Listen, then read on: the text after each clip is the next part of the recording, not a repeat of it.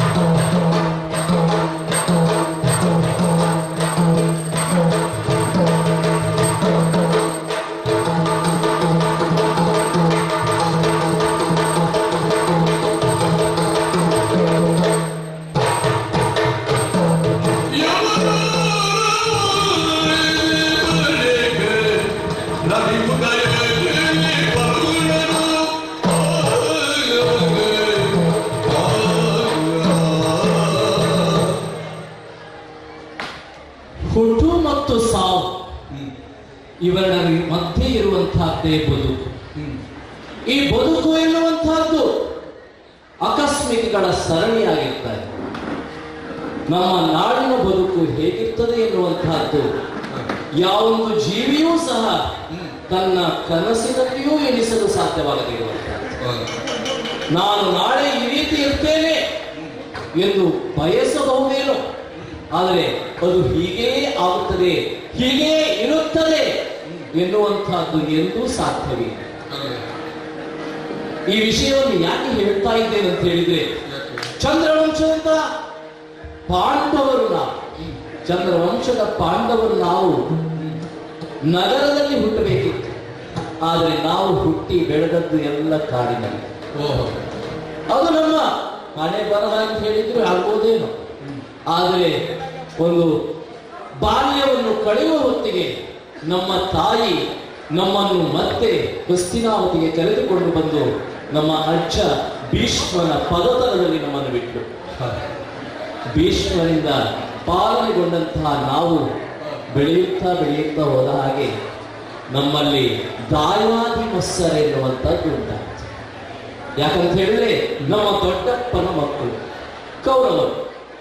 ಹಾಗಾಗಿ ಅವರಿಂದ ನಾವು ಅನೇಕ ರೀತಿಯ ಕಷ್ಟಗಳನ್ನು ಎದುರಿಸಬೇಕಾಯ್ತು. ನಮ್ಮ ಬಾಲ್ಯತನದಲ್ಲಿ ಗುರುಕುಲದಲ್ಲಿ ಅಭ್ಯಾಸ ಮಾಡುವಾಗಲೇ ಒಂದಲ್ಲ ಒಂದು ಕೀಟಗಳನ್ನು ಕೊಟ್ಟುಕೊಂಡು ಕಷ್ಟವನ್ನು ಕೊಟ್ಟುಕೊಂಡು ನಮಗೆ ಪ್ರಾಣಕ್ಕೆ ಅಪಾಯ ತರುವಂತಹ ಕೆಲಸಗಳನ್ನು ಕೂಡ ಮಾಡಿಬಿಟ್ಟು. ಆದರೆ ಭಗವಂತನ ಕೃಪೆ, ಮುಂದೊಂದು ದಿನ ನಮ್ಮ ಅಣ್ಣ ಯುಧಿಷ್ಠಿರನಿಗೆ ಯುವರಾಜ ಪಟ್ಟವನ್ನು ಕೊಟ್ಟು ಅದನ್ನು ಕಾಣಲಿಕ್ಕೆ ಆಗಲಿಲ್ಲ. ನಮ್ಮ ದಾಯನಿಗೆ ಹೊರಗಿನ ಅರಮನೆಯನ್ನು ಗಟ್ಟಿ ಅದರಲ್ಲಿ ನಮ್ಮನ್ನು ಉಳ್ಕೊಳ್ಳುವ ಹಾಗೆ ಮಾಡಿದ್ರು.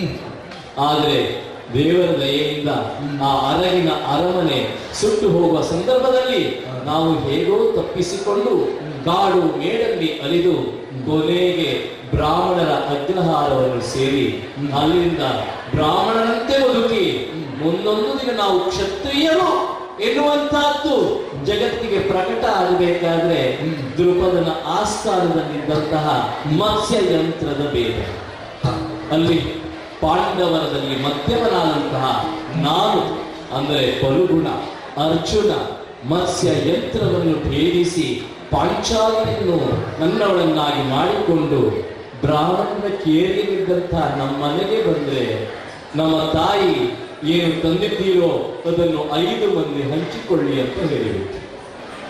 ಅಮ್ಮನಿಗೆ ಗೊತ್ತಿಲ್ಲ ಪಾಪ, ನಾವು ಗೆದ್ದುಕೊಂಡು ಬಂದದ್ದು ಒಂದು ಹೆಣ್ಣನ್ನು ಎನ್ನುವಂತಹದ್ದು. ಹಾಗೆ ವೇದವ್ಯಾಸರ ನಿರ್ದೇಶನಂತೆ ನಾವು 5 ಮಂದಿಯು ಅವಳನ್ನು ಪತ್ನಿ ಅಂತ ಒಪ್ಪಿಕೊಳ್ಳುವಂತಾಯಿತು. ನಂತರ ನಮ್ಮ ನಿಜ ಸ್ವರೂಪ ಪ್ರಕಟಗೊಂಡಿತು. ಮತ್ತೆ ನಾವು ಹಸ್ತಿನಾವತಿಗೆ ತೆರಳಿದೆವು. ಅಲ್ಲಿಂದ ಶ್ರೀಕೃಷ್ಣ ನಮ್ಮೆಲ್ಲರ ಬಂದು ಅವನೂ ಸಹ ಒಂದು ತೀರ್ಥಯಾತ್ರೆಗೆ ಹೊರಟವ, ಸಂಸಾರ ಮಾಡಲಿಕ್ಕೆ ಹೊರಟವಲ್ಲ. ಆಗ ಅವಳಿಂದ ನಾನು ಕೆಲವು ವಿಷಯ ತಿಳಿದುಕೊಂಡು, ನಾಗಲೋಕದ ವಿಶೇಷತೆ ಏನಂತ ಹೇಳಿದ್ರೆ ಮದುವೆಯಾದ ಕೆಲವೇ ಕ್ಷಣಗಳ ನಂತರ ಸಮಾಗಮ. ಆ ಸಮಾಗಮದಿಂದ ಆಕೆ ಗರ್ಭವತಿಯಾಗುತ್ತಾಳೆ. ಆ ಗರ್ಭದಿಂದ ಆವಾಗಲೇ ಒಂದು ಮಗುವಿನ ಜನನ. ಆ ಮಗು ಆ ಕ್ಷಣದಲ್ಲಿಯೇ ನಮ್ಮಷ್ಟು ಎತ್ತರಕ್ಕೆ ಬೆಳೆದು ನಿಲ್ಲುತ್ತದೆ. ಆಯ್ತು, ಅದಕ್ಕೂ ಒಪ್ಪಿಕೊಂಡೆ. ಅಂತ ಒಂದು ಕ್ರಮಕ್ಕೆ ಸದ್ಯೋಜಾತ ಎಂದು ಕರೆಯುತ್ತಾರೆ. ಆ ಸದ್ಯೋಜಾತನಾದಂತಹ ಪುತ್ರನನ್ನು ಅವಳಿಗೆ ನಾನು ಕರುಣಿಸಿದೆ. ಅವನಿಗೆ ಇರಾವಂತ ಎನ್ನುವಂತಹ ಒಂದು ನಾಮಧೇಯವನ್ನು ಮಾಡಿ ನಂತರ ಆಕೆ ಎಲ್ಲಿಂದ ನನ್ನನ್ನು ತೆಗೆದುಕೊಂಡು ಬಂದಿದ್ದಾಳೋ ಅಲ್ಲಿಗೆ ಪುನಃ ಬಂದು ನನ್ನನ್ನು ಬಿಟ್ಟು ನನಗೆ ಒಂದು ಕೆಲವು ಶಕ್ತಿಯನ್ನು ನೀಡಿ ಹೋದು. ಇನ್ನು ನನ್ನ ತೀರ್ಥಯಾತ್ರೆ ಆಗಲಿ. ಉತ್ತರದಿಂದ ಪೂರ್ವದ ಕಡೆಗೆ ಹೊರಟೆ. ಪೂರ್ವದ ಪುರಿಯಲ್ಲಿರುವಂತಹ ಜಗನ್ನಾಥನ ದೃಷ್ಟಿ ಅಲ್ಲಿ ಹೋಗಿ ಅಲ್ಲಿ ಆತನಿಂದ ಒಂದು ಆಶೀರ್ವಾದವನ್ನು ಪಡೆದುಕೊಂಡು ನಾಸಿಕಕ್ಕೆ ಬಂದೆ. ನಾಸಿಕದ ತ್ರಯಂಬಕೇಶ್ವರನಿಗೆ ನಮಸ್ಕರಿಸಿ ದಕ್ಷಿಣದ ಕಡೆ ಹೊರಟು ಪಂಪಾ ಕ್ಷೇತ್ರದಲ್ಲಿರುವಂತಹ ಪಂಪಾ ನದಿಯಲ್ಲಿ ಸ್ನಾನ ಮಾಡಿ ಹಂಪಿಯ ವಿರೂಪಾಕ್ಷನಿಗೂ ನಮಸ್ಕರಿಸಿ ಇದೀಗ ದಕ್ಷಿಣಕ್ಕೆ ಬಂದು ನಿಂತಿದ್ದೇನೆ. ಈ ದಕ್ಷಿಣದ ಬದಿಯಲ್ಲಿ ಬಂದು ನಿಂತುಕೊಂಡಿರುವಂತಹ ಸ್ಥಳವೇ ರಾಮೇಶ್ವರ. ಇದಕ್ಕೆ ಧನುಷ್ಕೋಡಿ ಎನ್ನುವಂತಹ ಹೆಸರಿದೆ. ರಾಮ ಇಲ್ಲಿ ತನ್ನ ಧನುವಿನ ಕೋಡಿಯನ್ನು ಚುಚ್ಚಿ ಅದರಿಂದ ಜಲವನ್ನು ತಂದಂತೆ. ಹಾಗಾಗಿ ಧನುಷ್ಕೋಟಿ ಎನ್ನುವಂತಹದ್ದು ಅಂತ ನೋಡ್ತಾ ಇದ್ದೇನೆ. ಅಲ್ಲೊಂದು ಏನೋ ಒಂದು ಕಾಣ್ತಾ ಇದೆ. ಹತ್ತಿರ ಹೋಗಿ ನೋಡಿದರೆ ಅಲ್ಲಿ ಇರುವಂತಹದ್ದು ಒಂದು ಸೇತುವೆಯ ಅವಶೇಷ. ಹೌದು, ನೆನಪಾಯಿತು. ರಾಮಾಯಣದಲ್ಲಿ ಓದಿದ ನೆನಪು. ರಾಮ ಸೀತೆಯನ್ನು ಹುಡುಕುತ್ತಾ ಈ ದಕ್ಷಿಣದ ಈ ತುತ್ತದೊಂದಿಗೆ ಬಂದಾಗ ಲಂಕೆಗೆ ತೆರಳಲು ಆತನೊಂದಿಗಿದ್ದಂತಹ ಆ ಕೋಟಿ ಇರುವಂತಹ ಕಪಿಸೇನೆಯನ್ನು ಈ ಸಮುದ್ರ ಉಲ್ಲಂಘನೆ ಮಾಡಿ ಆ ಕಡೆಗೆ ಕರೆದುಕೊಂಡು ಹೋಗಬೇಕಿತ್ತು. ಆ ಸಂದರ್ಭಕ್ಕಾಗಿ ಕಪಿಗಳ ಸಹಾಯದಿಂದ ಒಂದು ಸೇತುವೆಯನ್ನು ಕಟ್ಟಿ ತದನಂತರ ಯುದ್ಧ ಮುಗಿದು ಹಿಂತಿರುಗಿ ಬಂದ ನಂತರ ಆ ಸೇತುವೆಯನ್ನು ಅಲ್ಲೇ ಮುರಿದು ಹಾಕಿದ ಅಂತ ಮಾತನ್ನು ಓದಿತ್ತು. ಆಯಿತು, ನಾನು ಇಲ್ಲಿ ಎಲ್ಲ ಕಂಡಂತಾಯಿತು. ಇನ್ನು ಮುಂದಕ್ಕೆ ಬರ್ತಾ ಇದ್ದೇನೆ. ಇದೇನು ಏನೋ ಒಂದು ಮಣ ಅಂತ ಕೇಳ್ತಾ ಇದೆಯಲ್ಲ, ಯಾರೋ ಒಂದು ಮಂತ್ರವನ್ನು ಉಚ್ಚರಿಸುವಂತೆ ಕೇಳ್ತಾ ಇದೆಯಲ್ಲ. ಸುತ್ತಮುತ್ತ ನೋಡಿದ್ರು ಎಲ್ಲಿಯೂ ಯಾರೂ ಕಾಣಿಸುತ್ತಾ ಇಲ್ಲ.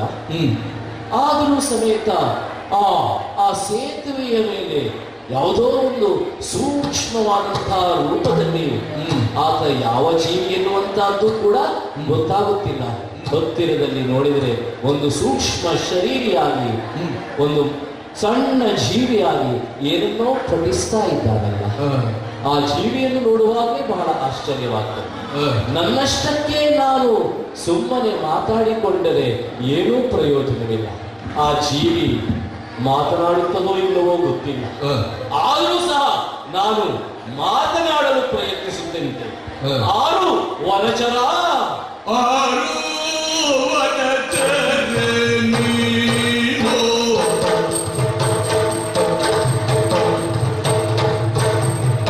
ಆರು ವನಚರ ನೀನು, ಈ ತೀರ್ಥದಲ್ಲಿ ನೆಲೆಸಿಕೊಂಡಿರುವ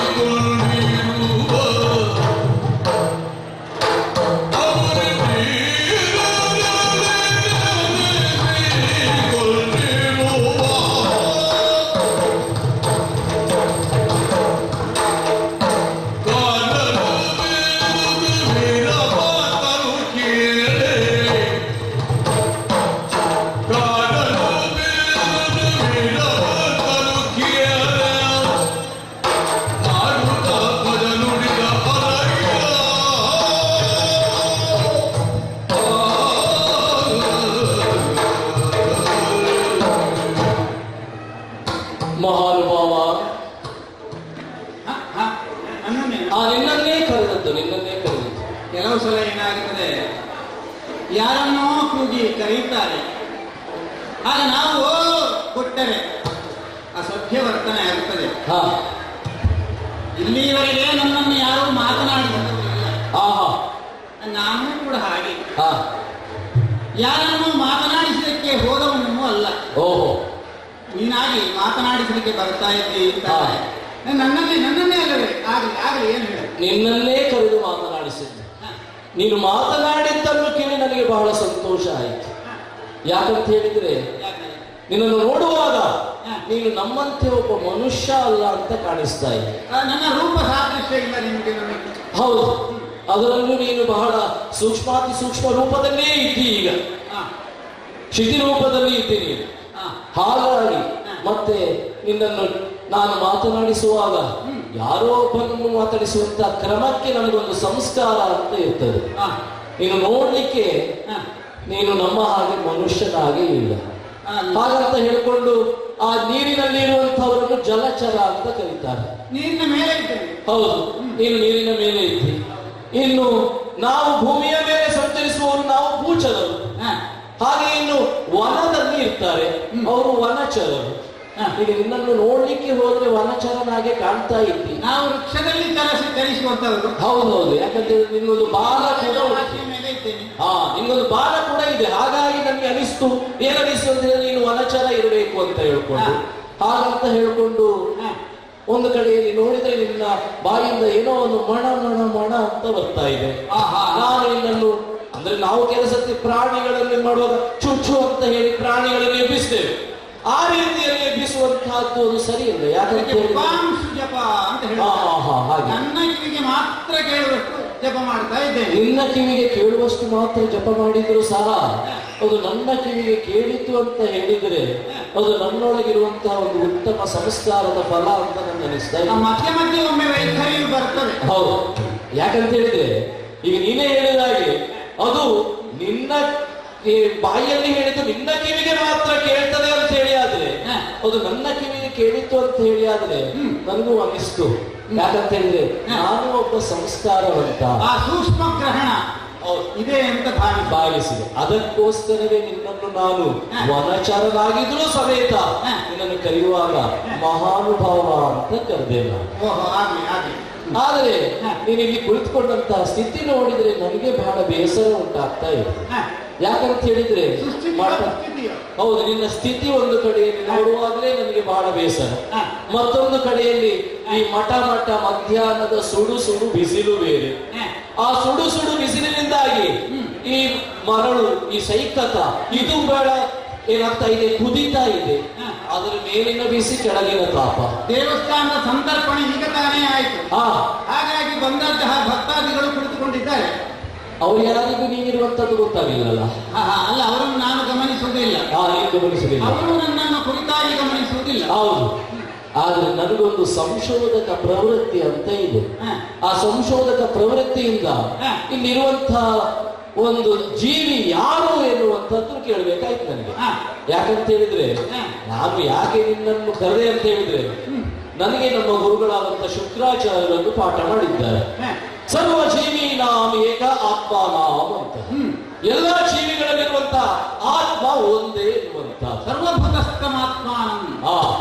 ಹಾಗಾಗಿ ನನ್ನೊಳಗಿರುವ ಆತ್ಮ ಇರಬಹುದು, ಇರುವೆಯಲ್ಲಿರುವ ಆತ್ಮ ಇರಬಹುದು, ಆನೆಯಲ್ಲಿರುವ ಆತ್ಮ ಇರಬಹುದು, ನಿನ್ನಲ್ಲಿರುವಂತಹ ಆತ್ಮ ಇರಬಹುದು.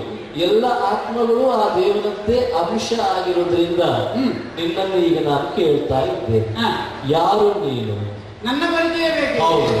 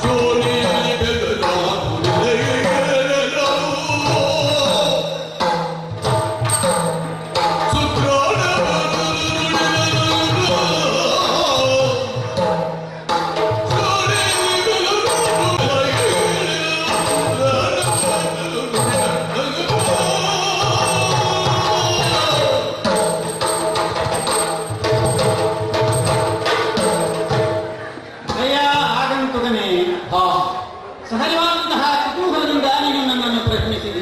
ಹೌದು. ಆದ್ದರಿಂದಲೇ ನನ್ನ ಪರಿಚಯವನ್ನು ಸಂಪೂರ್ಣವಾಗಿ ನಿನಗೆ ಹೇಳಬೇಕು ಎಂಬುದಾಗಿಯೇ ಬಯಸಿದ್ದೇನೆ. ಪ್ರಾಣಾಪಾನ ವ್ಯಾನೋದಾನ ಸಮಾನ ಹೌದು ಎಂಬಂತಹ ಪಂಚ ಪ್ರಾಣಗಳಿಗೆ ದುಷ್ಪಾತ್ರವಾದಂತಹ ಆ ಪ್ರಾಣದೇವನ ಅನುಗ್ರಹದಿಂದ ಜನ್ಮ ತಾಳಿದವನು ನಾನು. ಯಶಸ್ಸು ಮತ್ತು ಅಂಜನಾದೇವಿ ಅವರ ಸುಪುತ್ರ ನಾನು. ಆ ಅಂಜನಾ ಎನ್ನುವ ಅಂಬೆಯ ತನಯನಾಗಿ ಈ ಪ್ರಪಂಚದಲ್ಲಿ ನಾನು ಆಂಜನೇಯ ಎಂಬುದಾಗಿ ಕರೆಸಿಕೊಳ್ತಾ ಇದ್ದೇನೆ. ಆಂಜನೇಯ.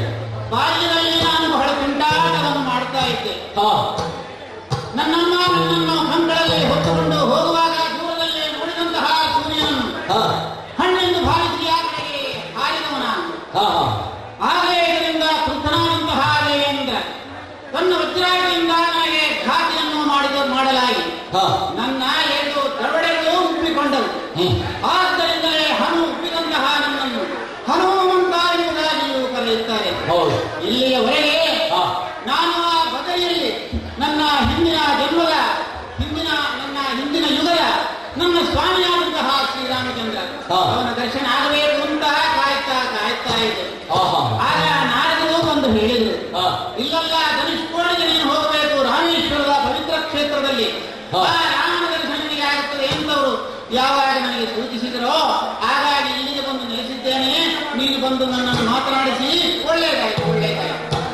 ಅಲ್ಲ, ನಿನ್ನ ಮಾತು ಕೇಳುವಾಗ ನನಗೊಂದು ಸಂಶಯ ಬರ್ತಾ ಉಂಟೀಗ. ಏನು? ನಾನು ನಗಬೇಕು, ಅಳುಬೇಕು, ಆಶ್ಚರ್ಯ ಪಡಬೇಕು ಅಂದ್ರೆ ನವರಸಗಳಿವೆ. ಆ ನವರಸದಲ್ಲಿ ಈಗ ನಾನು ಮುಖದಲ್ಲಿ ಯಾವ ಭಾವನೆಯನ್ನು ಹೊರಸೂಸಬೇಕು ಅಂತ ನಂಗೆ ಅರ್ಥ ಆಗ್ತಾ ಇಲ್ಲ.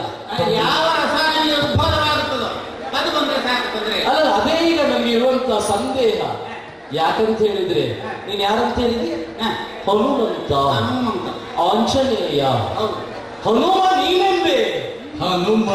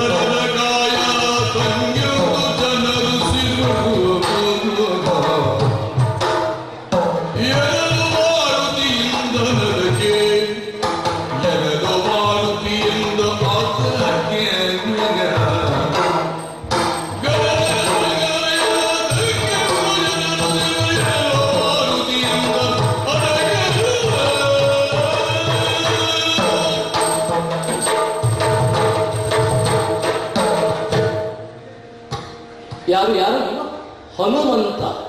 ಹೇಳಿದ್ದೇನೆ, ಹೌದು. ಎರಡು ಹೇಳಿದ್ದೇನೆ. ಅಲ್ಲ, ಎರಡೇ ಸಲ ಹೇಳಿದ್ರು. ನನ್ಗೊಂದು ಸಂಶಯ. ಹಾ, ಅಂದ್ರೆ ನನಗೆ ಕೆಲವೆಲ್ಲ ಪ್ರಶ್ನೆಗಳು ನನ್ನ ಮನಸ್ಸಲ್ಲಿ ಉದ್ಭವಿಸ್ತಾ ಇದೆ. ಹಾ. ಒಂದೇ ಪ್ರಶ್ನೆ ಏನಂತ ಹೇಳಿದ್ರೆ, ಏನು? ಈಗ ಇಲ್ಲಿ ಒಂದು ಭೋಜನಕ್ಕೆ ಬರ್ತಾ ಇರುವ ಸಂದರ್ಭದಲ್ಲಿ ಹಾ, ಅಲ್ಲಿ ಕೆಲವೆಲ್ಲ ಹನುಮಂತನ ವಂಶಜರು ನನಗೆ ಸಿಕ್ಕಿದಲ್ಲಿ ಬಂದ್ರು. ಹಾ, ಅವರನ್ನು ನಾನು ನೋಡಿದೆ. ಅವ್ರು ಯಾರು ಬಂದು ನನ್ನ ಹತ್ರ ಹನುಮಂತ ಅಂತ ಹೇಳಲಿಲ್ಲ. ಹಾ. ಹೌದು, ಹೇಳಲಿಲ್ಲ. ನೀನೊಂದು ಹನುಮಂತ ಹೇಳಿದ್ದೆ.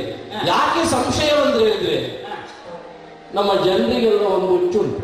ಹಾ, ಅದು ಹುಚ್ಚಂತಲೇ ಹೇಳ್ಬೇಕು. ಹಾ, ಯಾರಾದ್ರೂ ಒಬ್ಬರು ಹಾ, ನಮ್ಮ ಸಮಾಜದವರು ಹಾ, ಅವರು ಒಂದು ಉನ್ನತ ಸ್ಥಾನಕ್ಕೆ ಹೋದ್ರೆ ಸಾಕು, ಹಾ. ಅವರು ನಮ್ದು ಬಹಳ ಹತ್ತಿರದವರು. ಅವರ ಹೆಸರು ಅವರ ಹೆಸರು ಬೆಳಬೇಕು. ಅವರು ನಮ್ಗೆ ಬಹಳ ಹತ್ತಿರದವರು. ಹಾ, ಅದು ನಮ್ಮ ಸಮಾಜದಲ್ಲಿ ಸ್ವಲ್ಪ ಜಾಸ್ತಿ ಅಂತ ಕಾಣಿಸ್ತದೆ ನನಗೆ, ನಾನು ಕಂಡ ಹಾಗೆ ಸ್ವಲ್ಪ. ಹಾ, ಹಾ. ಅವರು ನಮ್ಗೆ ತುಂಬಾ ಹತ್ತಿರದವರು. ಮಾರೆ, ನಿಮ್ಗೆ ಎಂತಾದ್ರೂ ಕೆಲಸ ಆಗ್ಬೇಕಾದ್ರೆ ನನ್ನ ಹತ್ರವೇ ಹೇಳಿ, ಈಗ ನಾನೇ ಮಾಡಿಸ್ತೇವೆ ಅಂತ ಹೇಳುವಂತ. ನನ್ನದು ಅಂತಹ ಸ್ವಭಾವ ಅಲ್ಲ. ಆ ಸ್ವಂತ ಪರಿಶ್ರಮದ ಮೇಲೆ ನಿಲ್ಲೋಣ. ಅಲ್ಲ, ಅದಕ್ಕೆ ಹೇಳಿದ್ದು ನಾನು. ನನಗೆ ಸಂಶಯ ಬಂದದ್ದು ಯಾಕಂತ ಹೇಳಿದ್ರೆ, ನಾನು ರಾಮಾಯಣವನ್ನು ಓದಿ ತಿಳ್ಕೊಂಡಿದ್ದೇನೆ. ಆಗಲಿ, ಒಳ್ಳೆಯದು. ಆ ರಾಮಾಯಣದಲ್ಲಿ 7 ಕಾಂಡಗಳಿದೆ. ಹಾ, ಬಾಲ್ಯಕಾಂಡವನ್ನು ಬಿಟ್ಟ ನಂತರ ಅಯೋಧ್ಯಾಕಾಂಡ, ಅಯೋಧ್ಯಾಕಾಂಡದ ನಂತರ ಅರಣ್ಯಕಾಂಡ, ಅರಣ್ಯಕಾಂಡದ ನಂತರ ಕಿಷ್ಕಿಂಧಾಕಾಂಡ, ಕಿಷ್ಕಿಂಧಾಕಾಂಡದ ನಂತರ ಬರುವಂತದ್ದೇ ಸುಂದರಕಾಂಡ. ಹಾ, ಆ ಸುಂದರಕಾಂಡದಲ್ಲಿ ಹನುಮಂತನನ್ನು, ಆತ ಹನುಮಂತನಾಗುವ ಮೊದಲು ಬಹಳ ಸುಂದರ. ಹಾ, ಸೂರ್ಯನನ್ನೇ ಚೆಂಡೆಂದು ಹಣ್ಣೆಂದು ತಿಳಿದುಕೊಂಡು ಆತ ಹಿಡಿಲಿಕ್ಕೆ ಹೋದಾಗ ಆ ಸೂರ್ಯನಿಂದ ಪೆಟ್ಟು ತಿಂದು ಕೆಳಗೆ ಬಿದ್ದುಕೊಂಡು ಹನು ಒಪ್ಪಿ ಆತನಿಗೆ ಹನುಮಂತನಾದದ್ದು. ಅಲ್ಲ, ಹನುಮಂತನಾದ ಮೇಲೆ ಏನು ಸುಂದರ ಅಂತ ಹೇಳ್ತಾರೆ. ಹೌದು, ಯಾಕಂತ ಹೇಳಿದ್ರೆ ಹನುಮಂತನಾದ್ರೂ ಆತ ಸುಂದರನಾಗಿ ಉಳಿದಿದ್ದಾನೆ. ಹಾ, ಅದೊಂದು ವೈಶಿಷ್ಟ್ಯ. ಹೌದು. ಹಾ, ಆ ನಂತರ ಅಂಜನೆಯ ಉದರದಲ್ಲಿ ಬಂದಿದ್ದರಿಂದ ಆತನಿಗೆ ಆಂಜನೇಯ. ಎಲ್ಲ ಸರಿ. ಆದರೆ ಅದೇ ಸುಂದರಕಾಂಡದಲ್ಲಿ ಮತ್ತೊಂದು ಶ್ಲೋಕವನ್ನು ತಿಳ್ಕೊಂಡಿದ್ದೇನೆ. ಮನೋಜವನ್ಮಾರ್ತ ತುಲ್ಯವೇಗಂ ಜಿತೇಂದ್ರಿಯಂ ಬುದ್ಧಿಮತಾಂ ವರಿಷ್ಠಂ ವಾತಾತ್ಮಜಂ ವಾನರಯುತ ಮುಖ್ಯಂ ಶ್ರೀರಾಮದೂತಂ ಶರಣಂ ಪ್ರಪದ್ಯೆ. ಅಲ್ಲಿ ಮತ್ತೊಂದು ಕೇಳಬೇಕಿತ್ತು ನೀವು. ಆ ಉಲ್ಲಂಘ್ಯ ಸಿಂಧೋ ಸಲಿಲಂ ಶರೀರಂ ಆ ಯಶೋಧ ವನ್ಯಂ ಜನಕಾತ್ಮಜಾಯ ಆ ಆದಾಯ ಕೇರಳೀಯ ಹೃದಾಹಲಂಕಂ. ಆ ಹೌದಲ್ಲ? ಹೌದು. ಲಂಕೆಗೆ ಹಾಯ್ದವ. ಲಂಕೆ. ಆ ಸೀತೆಯ ಯಾವ ಶೋಧಾಗ್ನಿ ಉಂಟು, ಹಾ. ಆ ಶೋಧಾಗ್ನಿಯನ್ನೇ ಪುನಃ ಪ್ರತ್ಯಾನಿಕರಿಸಿ ಹಾ. ಅದರಿಂದಲೇ ಲಂಕೆಯನ್ನು ಸುಟ್ಟವ. ಅದು ಹೌದು. ಅದು ಕೇಳಿರಬಹುದು. ಹೌದು, ಇಲ್ಲ, ಅದು ಕೇಳಿದ್ರೆ ಗೊತ್ತುಂಟು. ಅದಕ್ಕೆ ಈಗ ಸಂಶಯ ಬಂದದ್ದು ಯಾಕಂತ ಹೇಳಿದ್ರೆ, ಆತ ಭೂ, ವ್ಯೋಮ ಮತ್ತೆ ಪಾತಾಳ ಮೂರೂ ಕಡೆಗೆ ತನ್ನನ್ನು ತಾನು ಹಿಗ್ಗಿಸಿಕೊಳ್ಳಬಲ್ಲಂತಹ ಹಾ, ಭಕ್ತಾದಂತಹ ಕಾಯವನ್ನು ಹೊಂದಿರುವವನು, ಹಾ, ವಾಯುವಿನಂತೆ ಬಹಳ ವೇಗವಾಗಿ ಹೋಗುವವನು. ಹೌದು. ಆತನ ಶಕ್ತಿ ಅಗಾಧವಾದಂತಹ ಶಕ್ತಿ. ಹಾ. ಆದ್ರೆ ನಿನ್ನನ್ನು ನೋಡುವಾಗ ಹಾ. ಆ ಕಾಯವನ್ನು ಕೂಡ ನೀನು ಹೊಂದಿಕೊಂಡಿಲ್ಲ. ಹಾ. ಅಲ್ಲ, ನಿನ್ನನ್ನು ನೀನು ಹನುಮಂತ ಅಂತ ಹೇಳ್ತೀಯಲ್ಲ, ಹಾ. ನನಗೊಂದು ಸಂಶಯ ಬರ್ತಾ ಉಂಟು. ಹಾ. ನಿನ್ನ ನೀನು ಹನುಮಂತ ಹೇಳ್ಬೇಕಂತ ಹೇಳಿ ಆದ್ರೆ ಹೆಚ್ಚಿನ ಅಂಶ ಒಂದು ನಂಗೆ ಏನಾಗಿದೆ ಅಂತ ಹೇಳಿದ್ರೆ, ಹಾ. ಇಲ್ಲಿ ಕೆಲವರೆಲ್ಲ ನೀನು ಬಂದು ಕೂತ್ಕೊಂಡಾಗ ಇಲ್ಲಿ ಬಂದಂತಹ ಜನರು ಹೆಚ್ಚಿನ ಅಂಶ ರಾಮಾಯಣದ ಕತೆ ನೀನು ಕೇಳಿದ್ದೇನು. ಯಾಕಂತ ಹೇಳಿದ್ರೆ ನಾವಿರುವುದು ದ್ವಾಪರ ಯುಗ, ಇದು ತ್ರೇತಾಯುಗದಲ್ಲಿ ನಡೆದಂತ ಕತೆ. ಹನುಮಂತನ ಕಥೆಯನ್ನು ನೀವು ಕೇಳಿಕೊಂಡು ಅಲ್ಲೆಲ್ಲಾದ್ರೂ ಹೇಳಿದ್ರೇನು ಹನುಮಂತ ಚಿರಂಜೀವಿ ಅಂತ. ಹಾಗಾಗಿ ಇದು ನಿನ್ನದೊಂದು ನಾಟಕವೋ ಅಂತ ನನಗೊಂದು ಸಂಶಯ ಬರುವುದು. ಇನ್ನು 4 ಜನರ ಹತ್ರ ನಾನೇ ಹನುಮಂತ ಹೇಳಿದ್ರೆ ಆ ಕಡೆಯಿಂದ ಒಂದು 4 ಮಂದಿ ಬಂದು ಒಂದು ಪುಲ್ಕಟ್ಟಿ ನಮಸ್ಕಾರ ಆದರೂ ಕೊಡ್ತಾರೆ. ಇದೆಲ್ಲ ಸಂಶಯ ನನಗೆ ಬರುವಂತದ್ದು. ಇದು ನಾಟಕ ಅಲ್ಲ, ಇದು ವಸ್ತುಸ್ಥಿತಿ. ನನ್ನ ಈ ದೇಹದ ಈ ಸ್ಥಿತಿಗೆ ಕೇಳಯ್ಯ.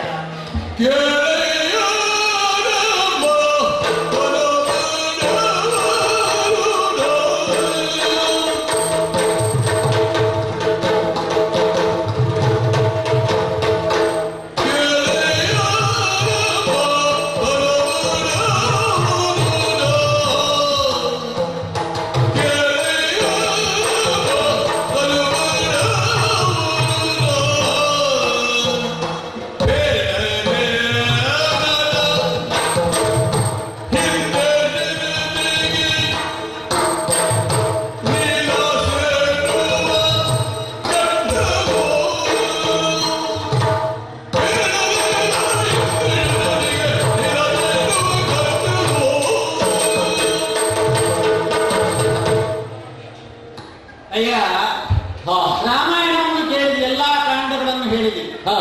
ಆದ್ರೆ ಅಲ್ಲಲ್ಲಿ ಖಂಡ ಖಂಡ ಆಗಿದೆ ನಿನ್ನ ಕಥೆ ಅಂತ ಕಾಣ್ತದೆ ನನಗೆ.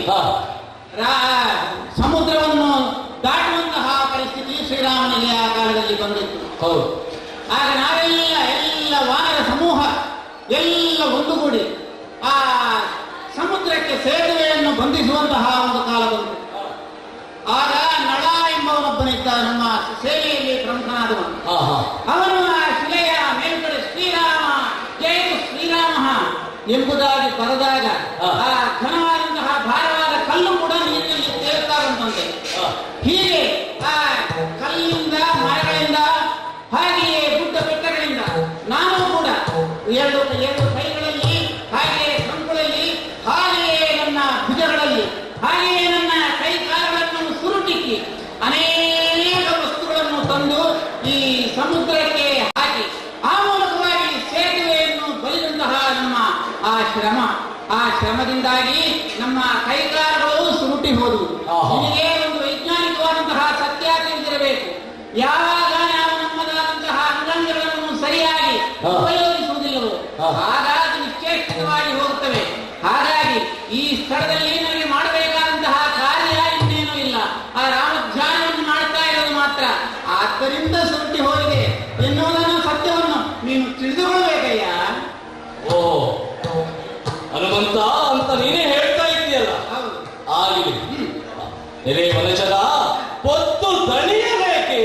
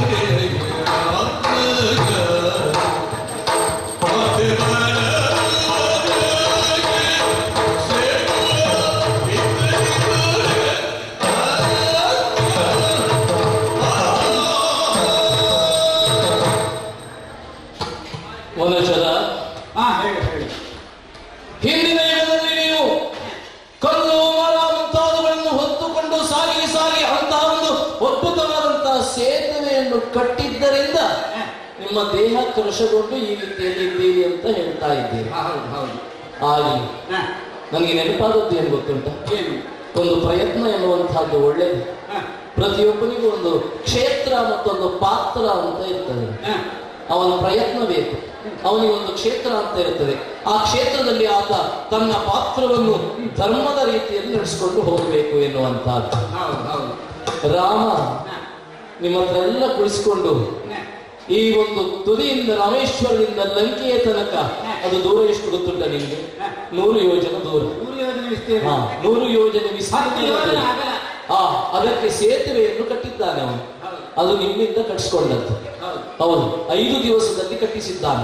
ನೀನೇ ಹೇಳಿದ್ದೀನಿ, ಈಗ ನಳವಂತಹ ವೀರರ ಒಂದು ಏನು ವಾಸ್ತು ತಂತ್ರಜ್ಞ, ಇದರಿಂದೆಲ್ಲ ಆದ ಒಂದು ಅದ್ಭುತವಾದಂತಹ ಸೇತುವೆಯನ್ನು ಕಟ್ಟಿದ್ದ ಅಂತ ಹೇಳಿದ್ದಿ. ಸರಿ, ಮನುಷ್ಯನ ಪ್ರಯತ್ನಕ್ಕೆ ಅದು ನಿಜವಾಗಿಯೂ ಬೇಕಾಗ್ತದೆ. ಯಾಕಂತ ಹೇಳಿದ್ರೆ ಮನುಷ್ಯ ತಾನು ಇದ್ದಲ್ಲೇ ಇದ್ದರೆ, ಅವ ಯಾವ ಒಂದು ಬದಲಾವಣೆಯನ್ನು ಹೊಂದದೇ ಇದ್ರೆ, ಆತ ಪ್ರಯತ್ನವನ್ನು ಮಾಡದೇ ಇದ್ರೆ, ಆ ನಂತರ ಆತನ ಜೀವನ ಎನ್ನುವಂತಹದ್ದು ಅದು ನಿಜವಾಗಿಯೂ ಸಂಪೂರ್ಣವಾಗಿ ಹಾಳಾಯಿತು ಅಂತ ಹೇಳುವಂತಹದ್ದು. ಯಾಕಂತ ಹೇಳಿದ್ರೆ ಒಂದು ಶರ್ಮ, ವರ್ಮ, ದತ್ತ ಅಥವಾ ಗುಪ್ತ, ಕೊನೆಗೆ ದಾಸ ಎನ್ನುವಂತ 4 ವಿಧವು.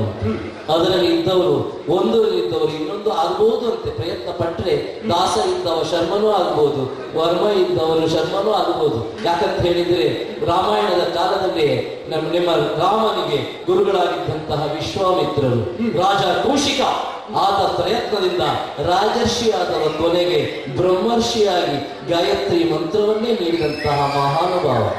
ಅಂದರೆ ಕ್ಷೇತ್ರ ಮತ್ತು ಪಾತ್ರ ಇದೆರಡು ಬಹಳಷ್ಟು ಮುಖ್ಯವಾದಂತಹ ಪಾತ್ರವನ್ನು ವಹಿಸ್ತಾ ಇದೆ.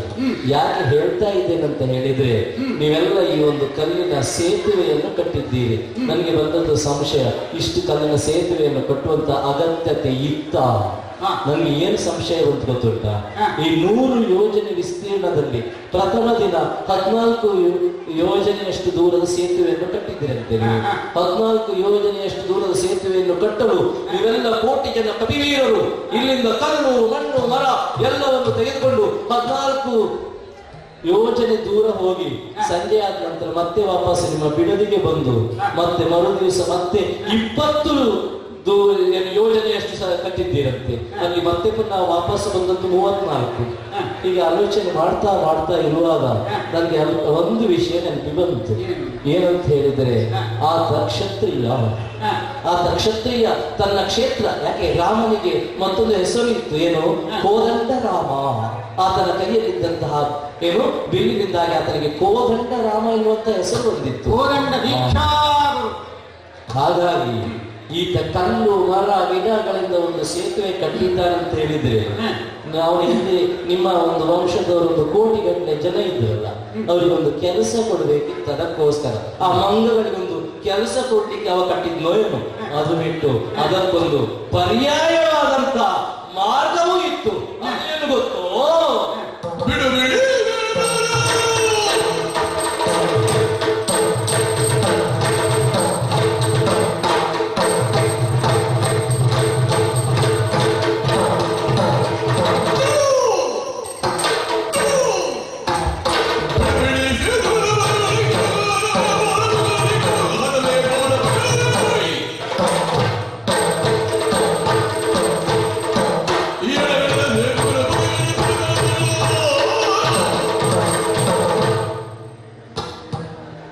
ವನಚರ, ವಾಲಿಯ ವಧೆಯ ಸಂದರ್ಭ ನಿನಗೆ ನೆನಪಿರ್ಬೋದು. ಕೇಳಿದ್ಯಾ ಅದು ವಾಲಿ ವಧೆ ಕತೆ ಕೇಳಿದ್ಯಾ? ನೀನು ಹನುಮಂತನ ಕತೆ ಕೇಳಿದ್ಯಾ ಅಂತ ಕೇಳಿದ್, ನೀನು ವಾಲಿ ಕಥೆಯನ್ನು ಕೇಳಿಲ್ಲ ಅಂತ ಅಲ್ಲಿ ವಾಲಿ ವಧೆಯನ್ನು ಮಾಡ್ಬೇಕಂತ ಹೇಳಿದಾಗ ಸುಗ್ರೀವನಿಗೆ ಸಂಶಯ ಬಂತು. ದುಂದುಬಿಯ ಅಸ್ಥಿ ಪಂಜರಗಳ ರಾಶಿಯನ್ನು ಇವ ಎತ್ತಬಲ್ಲನೆ, 7 ಮರಗಳ ಇದಕ್ಕೆ ಒಂದೇ ಬಾಣದಲ್ಲಿ ಹೊಡೆದು ಅದನ್ನು ಉರುಳಿಸಬಲ್ಲನೆ. ರಾಮ ಇದನ್ನೆಲ್ಲ ಮಾಡಿ ತೋರಿಸಿದ್ದಲ್ಲ. ಹಾಗಾದ್ರೆ ನನ್ನ ಪ್ರಶ್ನೆ ಈಗ, ರಾಮ ಈ ಕಲ್ಲಿನಲ್ಲಿ ಮಣ್ಣು ಗಿಡ ಇದನ್ನೆಲ್ಲ ಹಾಕಿಕೊಂಡು ಒಂದು ಸೇತುವೆ ಕಟ್ಟಿದ್ದಾನೆ. ಪಾಪ ಅದಕ್ಕೊಂದು ಅಡಿಲು ಕೂಡ ಸೇವೆ ಸಲ್ಲಿತ್ತು. ಅದಕ್ಕಾಗಿ ಅಳಿಲ ಸೇವೆ ಅಂತ ಹೇಳಿಕೊಂಡು ಬಹಳ ಪ್ರಚಾರ ಪಡೆದಿತ್ತು. ಅದು ಅದರ ಒಂದು ಪ್ರಯತ್ನವನ್ನು ಮಾಡಿದ್ದು, ಅದಕ್ಕೆ ನಾವು ಸಂತೋಷ ಪಡಬೇಕು. ಆದರೆ ಈ ಒಂದು ಪರ್ಯಾಯ ಎನ್ನುವಂತ ಶಬ್ದ ಗೊತ್ತಲ್ಲ? ನಿನಗೆ ಸಂದೇಹ ಬಂದಿದೆ, ಅದು ಸತ್ಯವೇನೂ ಅಲ್ಲ. ರಾಮ ಶ್ರೀರಾಮ ನಮ್ಮ ಪ್ರಭು, ಅವರು ಸಂಕಲ್ಪ ಮಾತ್ರದಿಂದಲೇ ಸೇತುವನ್ನು ನಿರ್ಮಿಸಬಲ್ಲಂತಹವನು. ಯಾವಾಗ ಹಳ್ಳಿಯೇ ಕಲ್ಲಾಗಿ ಬಿದ್ದಿದ್ದವಳು ಅವನ ಪಾದಸ್ಪರ್ಶದಿಂದ ಎದ್ದು ನಿಂತಳು. ಹಾಗಾಗಿ ಇಂತಹ ಸೇತುವೆಯನ್ನು ಮಾಡುವವನಿಗೆ ದೊಡ್ಡದಾದಂತಹ ಒಂದು ಕೆಲಸವೇ ಅಲ್ಲ. ಅವನಿಗೆ ಶ್ರಮವನ್ನು ವಹಿಸಬೇಕಾದ್ದೇ ಇರಲಿಲ್ಲ. ಆದರೆ ನಮ್ಮವರ ಶ್ರಮಕ್ಕೆ ಒಂದು ಸಾರ್ಥಕತೆ ಬರಬೇಕು, ನಮ್ಮ ಜೀವನಕ್ಕೆ ಒಂದು ಬೆಲೆ ಬರಬೇಕು ಎಂಬ ದೃಷ್ಟಿಯಿಂದಲೇ ನಮ್ಮಲ್ಲಿ ಕಟ್ಟಿಸಿದ್ದು. ಅದಕ್ಕೆ ನಿಮಗೆ ಯಾಕಯ್ಯ ನಿಮಗೆ ಸಂಶಯ ಯಾಕಂತ ಹೇಳಿದ್ರೆ, ಈಗಿನ ಒಂದು ಯುಗದಲ್ಲಿ ನಾನು ಅರ್ಜುನ, ಚಂದ್ರವಂಶದ ಅರ್ಜುನ, ಇಡೀ ಲೋಕದಲ್ಲಿ ಭರತ ಖಂಡದಲ್ಲಿ ಬಿಲ್ವಿದ್ಯೆಯಲ್ಲಿ ಬಹಳಷ್ಟು ಪರಿಣಿತಿಯನ್ನು ಹೊಂದಿರುವಂತವನು. ತ್ರೇತಾಯುಗದಲ್ಲಿ ರಾಮನು ಬಹಳಷ್ಟು ಪರಿಣಿತಿಯನ್ನು ಹೊಂದಿದ್ದ ಅಂತ ನಾನು ತಿಳ್ಕೊಂಡಿದ್ದೆ. ಆದ್ರೆ ನನಗೆ ಬಂದಂತ ಸಂಶಯ ಏನಂತ ಹೇಳಿದ್ರೆ, ಆತ ಬಿಲ್ವಿದ್ಯೆಯಲ್ಲಿ ಅಷ್ಟೊಂದು ಪರಿಣಿತಿಯನ್ನು ಹೊಂದಿದ್ದರೆ ಆತ ಬಿಲ್ಲಿನಲ್ಲಿಯೇ ಒಂದು ಸೇತುವೆಯನ್ನು ಕಟ್ಟಬಹುದಿತ್ತಲ್ಲ. ನೀನು ಬಿಲ್ಲಿನಲ್ಲಿ ಮಾಡಿದಂತಹ ಸಾಹಸ ಕೃತ್ಯಗಳೇನಾದ್ರೂ ಇದೆಯಾ ಹೇಳು.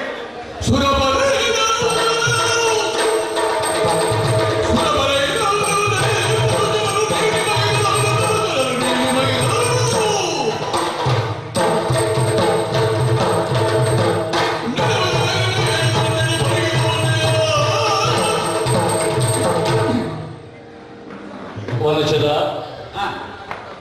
ನಾವು ಚಂದ್ರವಂಶದ ಪಾಂಡವರು ಅಂತ ಹೇಳಿದೆ ನಾನು.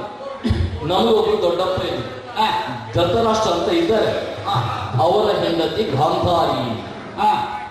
ಆಕೆ ಒಂದು ದಿನ ಗಜಗೌರಿ ವ್ರತ ಎನ್ನುವಂತಹದ್ದನ್ನು ಮಾಡಿದ್ರು. ಅವಳು ಮಾಡಿದಂತಹ ರೀತಿಯನ್ನು ಅದೇ ರೀತಿಯಲ್ಲಿ ಮಾಡಿ ಆಕೆ ನಮ್ಮ ತಾಯಿಯಾದಂತಹ ಕುಂತಿಯನ್ನು ಹಂಗಿಸಿ ಮಾತನಾಡಿದ್ರು. ಅದು ಎಲ್ಲ ಕಡೆ ಇದ್ದದ್ದು ದಾಯಾದಿನಸ್ಸರ ಎನ್ನುವಂಥದ್ದು. ನನ್ನ ತಾಯಿಯ ಕಣ್ಣೀರನ್ನು ಕಂಡು ನಾನು ಆಕೆಯ ಕಣ್ಣೀರನ್ನು ಒರೆಸುತ್ತಾ ಕಾರಣ ಏನು ಅಂತ ಕೇಳಿದಾಗ ಅವಳು ಹೇಳಿದ್ದು, ಗಾಂಧಾರಿ ಒಂದು ಗಜಗೌರಿ ವ್ರತವನ್ನು ಮಾಡಿದ್ದಾಳೆ, ಮಣ್ಣಿನ ಮಾಯೆಯನ್ನು ತಿಳ್ಕೊಂಡು ಪೂಜೆ ಮಾಡಿದ್ದಾಳೆ ಅಂತ ಹೇಳಿದಾಗ ಈ ಅಪ್ರತಿಮವಾದಂತಹ ಬಿಲ್ಲು ಬಾಣದಲ್ಲಿ ಒಂದು ಬಹಳಷ್ಟು ಶ್ರೇಷ್ಠತೆಯನ್ನು ಪಡೆದಿರುವಂತಹ ಈ ಅರ್ಜುನ ತಾಯಿಗೆ ಹೇಳಿದ. ಏನ್ ಹೇಳಿದ ಗೊತ್ತುಂಟೋ? ಆಕೆ ಮಣ್ಣಿನ ಆನೆಯನ್ನು ಮಾಡಿದರೆ ನಾನು ಸ್ವರ್ಗಲೋಕದಿಂದ ಐರಾವತವನ್ನು ಕೆಳಗಿಳಿಸಿದ್ದೇನೆ, ಆ ಐರಾವತಕ್ಕೆ ನೀನೇ ಪೂಜೆ ಮಾಡಿ ಆವಾಗ ನೀನು ಆ ಗಜಗೌರಿ ವ್ರತ ಮಾಡು ಅಂತ ಹೇಳಿದೆ. ಹೌದು, ಅಷ್ಟಕ್ಕೆ ನಾನು ಸುಮ್ಮನೆ ಆಗಲಿಲ್ಲ. ಬಿಲ್ಲನ್ನು ಎತ್ತಿಕೊಂಡೆ, ಬಾಣಕ್ಕೆ ಒಂದು ಪತ್ರವನ್ನು ಬರದೆ ಅಮರಾವತಿಯಲ್ಲಿರುವಂತಹ ದೇವೇಂದ್ರನಿಗೆ ನಿನ್ನ ಒಂದು ಐರಾವತವನ್ನು ಈ ತಕ್ಷಣ ಪುಸ್ತಕಕ್ಕೆ ಕಳುಹಿಸಿಕೊಡು ಎಂದು. ಆಗಲಿ ಕಂಬ ಅಲ್ಲಿದ್ದಂತಹ ಸುಧರ್ಮ ಸಭೆಯಲ್ಲಿದ್ದಂತಹ ವಜ್ರದ ಕಂಬ ಅಲಗಾಡಲಿಕ್ಕೆ ಆಯ್ತು. ನಾನು ಬಿಟ್ಟಂತಹ ಬಾಣ ಅಲ್ಲಿಗೆ ಹೋಯಿತು. ಕತೆ ಕೇಳಿದ್ದೀನಿ ನೀನು, ಹಾಗಾದ್ರೆ ನೀನು ಬುದ್ಧಿವಂತ ಇತ್ತಿ ಅಂತ ಆಯ್ತು. ಆಗ ಇಂದ್ರನಿಗೆ ಒಂದು ಕಡೆಯಲ್ಲಿ ಉಭಯ ಸಂಕಟ. ಒಬ್ಬ ಮನುಷ್ಯ ಒಂದು ಪತ್ರ ಕಳಿಸಿದ್ದಾನೆ ಅಂತ ಹೇಳಿಕೊಂಡು ಕಳಿಸಿದ್ರೆ ಆ ಸುಧರ್ಮ ಸಭೆಯಲ್ಲಿ ಎಲ್ಲರ ಎದುರು ಅವನಿಗೆ ಒಂದು ಅವಹೇಳನ. ಆದ್ರೆ ಮತ್ತೊಂದು ಕಡೆಯಲ್ಲಿ ಅವನ ಸಂಕಟ ಏನಂತ ಹೇಳಿದ್ರೆ, ಹಿಂದಿನ ಕಾಲದಲ್ಲಿ ಇದ್ದಂತಹದ್ದು ನಾವು ಪಂಚ ಪಾಂಡವರು ದೇವರ ನಿಯೋಗದಲ್ಲಿ ಹುಟ್ಟಿದಂಥವ್ರು, ನಾನು ದೇವೇಂದ್ರನ ನಿಯೋಗದೊಂದಿಗೆ ಹುಟ್ಟಿದಂಥವ್ರು, ಹಾಗಾಗಿ ಪುತ್ರ ಸಮಾನ. ಆದ್ರೆ ಅವನನ್ನು ಹೀಗೆ ಪುತ್ರ ಅಂತ ಹೇಳಿ ಕಳಿಸಿದ್ರೆ ಈ ಅರ್ಜುನನ ಖ್ಯಾತಿ, ಅರ್ಜುನನ ಶಕ್ತಿ, ಅರ್ಜುನನ ಒಂದು ತಿಳುವಳಿಕೆ ಇದಾವುದೋ ಸಮೇತ ಪ್ರಪಂಚಕ್ಕೆ ಗೊತ್ತಾಗುವುದಿಲ್ಲ ಅಂತ ಆ ದೇವೇಂದ್ರನಿಗೆ ತಲೆಗೆ ಬಂದು ಆತ ಮತ್ತೊಂದು ಪತ್ರ ಬರೆದ. ನಾವು ಐರಾವತವನ್ನು ಕಳಿಸಿ ಕೊಡ್ತೇವೆ, ಆದ್ರೆ ಐರಾವತವನ್ನು ಇಳಿಸ್ಲಿಕ್ಕೆ ದಾರಿ ಬೇಕಲ್ಲ ಅಂತ. ಆ ತಕ್ಷಣವೇ ನಾನು ಅವನಿಗೆ ಉತ್ತರವನ್ನು ಕೊಟ್ಟೆ. ಅಕ್ಷಯಾಸ್ತ್ರವನ್ನು ತೆಗೆದು ಭೂಮಿಯಿಂದ ದೇವಲೋಕದವರೆಗೆ ಒಂದು ಅಸ್ತ್ರದ ಮೆಟ್ಟಿಲನ್ನು ಕಟ್ಟಿದೆ. ಆ ಮೆಟ್ಟಿಲಿನಲ್ಲಿ ಐರಾವತ ಅಷ್ಟಾಂಗನೆಯರು ಎಲ್ಲರೂ ಸಮೇತ ಕೆಳಕ್ಕೆ ಬಂದರು. ಆ ಮೆಟ್ಟಿಲಿನಲ್ಲಿ ಕೆಳಗೆ ಬಂದಂತಹ ಐರಾವತಕ್ಕೆ ನಮ್ಮ ತಾಯಿ ಪೂಜೆಯನ್ನು ಮಾಡಿದ ನಂತರ ಅದೇ ಮೆಟ್ಟಿಲನ್ನು ಏರಿಕೊಂಡು ಮತ್ತೆ ಐರಾವತ ಆ ಸುಧರ್ಮ ಸಭೆ ಅಮರಾವತಿಗೆ ಹೋಯಿತು. ಈಗ ತಿಳಿಯುತ್ತಾ ನನ್ನ ಒಂದು ಪರಾಕ್ರಮ ಏನಂತ ಹೇಳಿಕೊಂಡು, ಹಾಗಾಗಿ ನಿನ್ನ ರಾಮನಿಗೂ ಸಹ ಪರಾಕ್ರಮ ಇದ್ದಿದ್ದರೆ ಅಲ್ವಾ ಅವನು ಒಂದು ಕಟ್ಟಬಹುದಿತ್ತು. ಬಿಟ್ಟು ನಿಮ್ಮಂತಹ ಮಂಗ ಜಾತಿಗಳೆಲ್ಲ ಹೇಳಿಕೊಂಡು ನೀವು ನಮ್ಮಲ್ಲಿ ಶಕ್ತಿ ಇತ್ತು, ನಾವು ಹಾಗೆ ಮಾಡಿದ್ದೇವೆ ಹೀಗೆ ಮಾಡಿದ್ದೇವೆ ಅಂತ ಹೇಳ್ಕೊಂಡು ನಮ್ಮತ್ರ ಅಷ್ಟುಗಳ ಬಡಾಯಿ ಕಟ್ಟಿಕೊಳ್ಳೋದು ಬೇಡ. ಸಾಮರ್ಥ್ಯಕ್ಕೆ ವಿನಯ ಎಂಬುದೇ ಭೂಷಣವಾಗುತ್ತದೆ. ತಾನು ಮಾಡಿದ್ದನ್ನೇ ಆತ್ಮಶ್ಲಾಘನೆ ಮಾಡುತ್ತಾ ಇದ್ದವನು ಅವನು ಆತ್ಮಹತ್ಯೆ ಮಾಡಿದಂತಹ ಪಾಪಕ್ಕೆ ಬಲಿಯಾಗುತ್ತಾನೆ. ಏನಿದೆ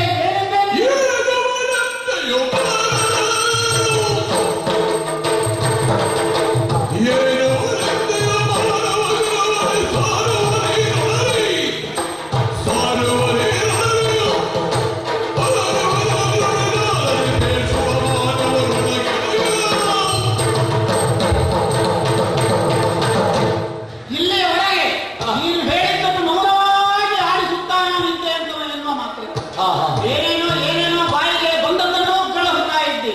ನೀನು ಮಾಡಿದಂತಹ ಕಾರ್ಯಗಳನ್ನು ಅತಿಶಯಗೊಳಿಸುತ್ತಾ ನನ್ನನ್ನು ತೇಜಾವತ ಮಾಡುವಂತಹ ಸ್ಥಿತಿಗೆ ಬಂದು ನಿಂತಾದ್ರೆ ನಾನು ಇಲ್ಲಿಯವರೆಗೆ ಸುಮ್ಮನಿರುವನಲ್ಲ. ಮಹೇಂದ್ರ ಆ ಲಂಕೆಯನ್ನು ಲಂಘಿಸುವಂತಹ ಸಂದರ್ಭದಲ್ಲಿ ಲಂಕೆಯಿಂದ ಏನು ಯೋಜನ ಮುಂದಕ್ಕೆ ಹೋದವ ನಾನು ಪುನಃ ಹಿಂದಿಗೆ ಬರಬೇಕಾಯಿತು. ಆ ಲಂಕೆಯನ್ನು ಪ್ರವೇಶಿಸಿದ ಕ್ಷಣ ಲಂಕೆಯಲ್ಲಿ ಕಾವಲಿದ್ದಂತಹ ಯಾವ ಲಂಕೆ ಇದೆ ಅವಳನ್ನು ಗುದ್ದಿ ಅವಳನ್ನು ಪುಡಿ ಮಾಡಿ ಆ ನಡುವೆ ಮುಂದಕ್ಕೆ ಹೋಗಿ ಆ ರಾವಣನ ಎಲ್ಲವಾದಂತಹ ಅವನ ಪುರವನ್ನು ಬೆಂಕಿಗೆ ಕೊಟ್ಟು ಆಹುತಿ ಮಾಡಿ ಎಲ್ಲವನ್ನು ಧ್ವಂಸ ಮಾಡಿ ಕೊಂದಂತಹ ನನ್ನ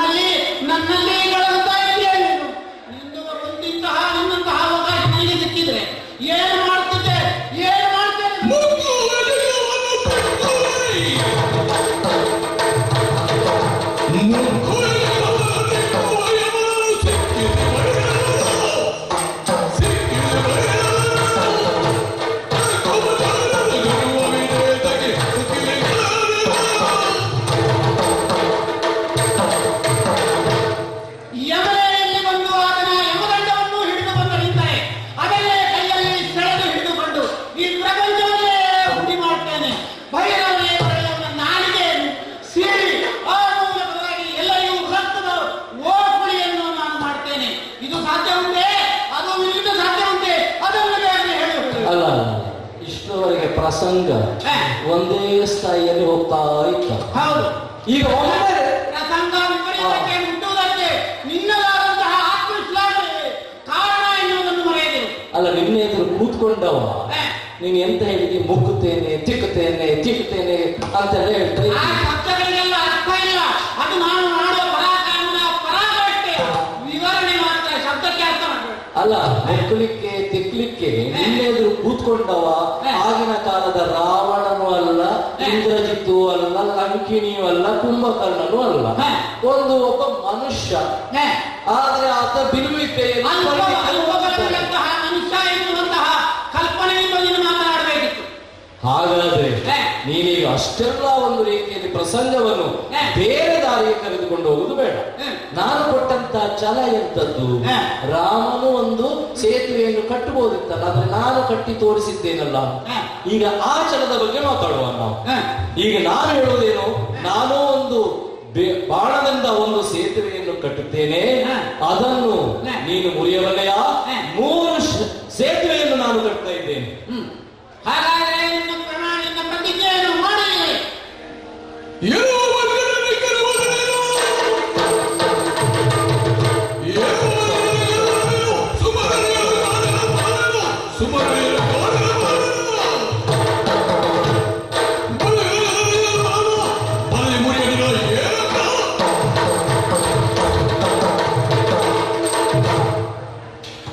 ವನಚರ 3 ಬಾರಿ ನಾನು ಸೇತುವೆಯನ್ನು ಕಟ್ತೇನೆ. ನೀನ್ ಕೇಳ್ಬೋದು 3 ಬಾರಿ ಯಾಕಪ್ಪ ಅಂತ ಹೇಳ್ಬೋದು. ನಾವೆಲ್ಲ 3 ಬಾರಿ ಮಾಡ್ತೇವೆ ಅಂತ. ಒಂದು ದೇವರ ಸ್ಥಾನಕ್ಕೆ ಹೋದಾಗ 3 ಬಾರಿ ಮಾಡು ನನಗೆ ಲಕ್ಷ್ಯ ಅಲ್ಲ. ಅಲ್ಲ, ಅದಕ್ಕೊಂದು ಕಾರಣ ಉಂಟು.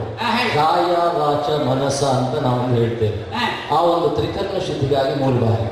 ಆ ನಂತರ 3 ಬಾರಿ ಯಾಕಂತ ಹೇಳಿದ್ರೆ, ಮೊದಲನೇದ್ದು ನಿನ್ನದು, ಎರಡನೇದು ನನ್ನದು, ಮೂರನೇದು ನಮ್ಮಿಬ್ಬರ ಮಧ್ಯದ್ದು. ಹಾಗಾಗಿ 3 ಬಾರಿ ನಾನು ಸೇತುವೆಯನ್ನು ಕಟ್ತೇನೆ. ಆ 3 ಬಾರಿ ಸೇತುವೆಯನ್ನು ನೀನು ಎಲ್ಲಿಯಾದರೂ ತುಂಡರಿಸಿದೆ ಅಂತ ಹೇಳಿ ಆದ್ರೆ ನಾನು ಕ್ಷತ್ರಿಯನಾಗಿ ಒಂದು ಪ್ರತಿಜ್ಞೆಯನ್ನು ಮಾಡ್ತಾ ಇದ್ದೇನೆ. ನೀನು ಆ ಸೇತುವೆಯನ್ನು 3 ಬಾರಿ ಮಾಡಿದ ಸೇತುವೆಯನ್ನು ತುಳಿದು ಮುಂದರಿಸಿದರೆ ಇಲ್ಲಿ ಒಂದು ಅಗ್ನಿಕುಂಡವನ್ನು ಕಟ್ಟಿ ಆ ಅಗ್ನಿಯಲ್ಲಿ ನನ್ನ ದೇಹವನ್ನು ಸಮರ್ಪಿಸುತ್ತೇನೆ. ಏನ್ ಹೇಳ್ತೀರಿ ಈಗ?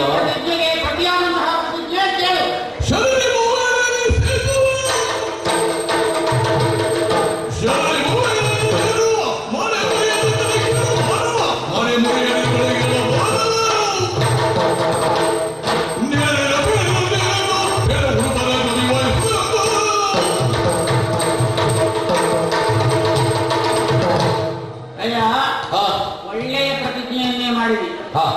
3 ಬಾರಿ ಕಟ್ಟುತ್ತೇನೆ, ಬೇಕಾದ್ರೂ ಕಟ್ಟು. ಆ ಕಟ್ಟಿದಂತಹ ಸೇತುವೆಯನ್ನು ನಾನು ಮುರಿಯುವಂತಹ ಆ ಪ್ರತಿಜ್ಞೆಯನ್ನು ಕೈಗೊಳ್ಳುತ್ತೇನೆ.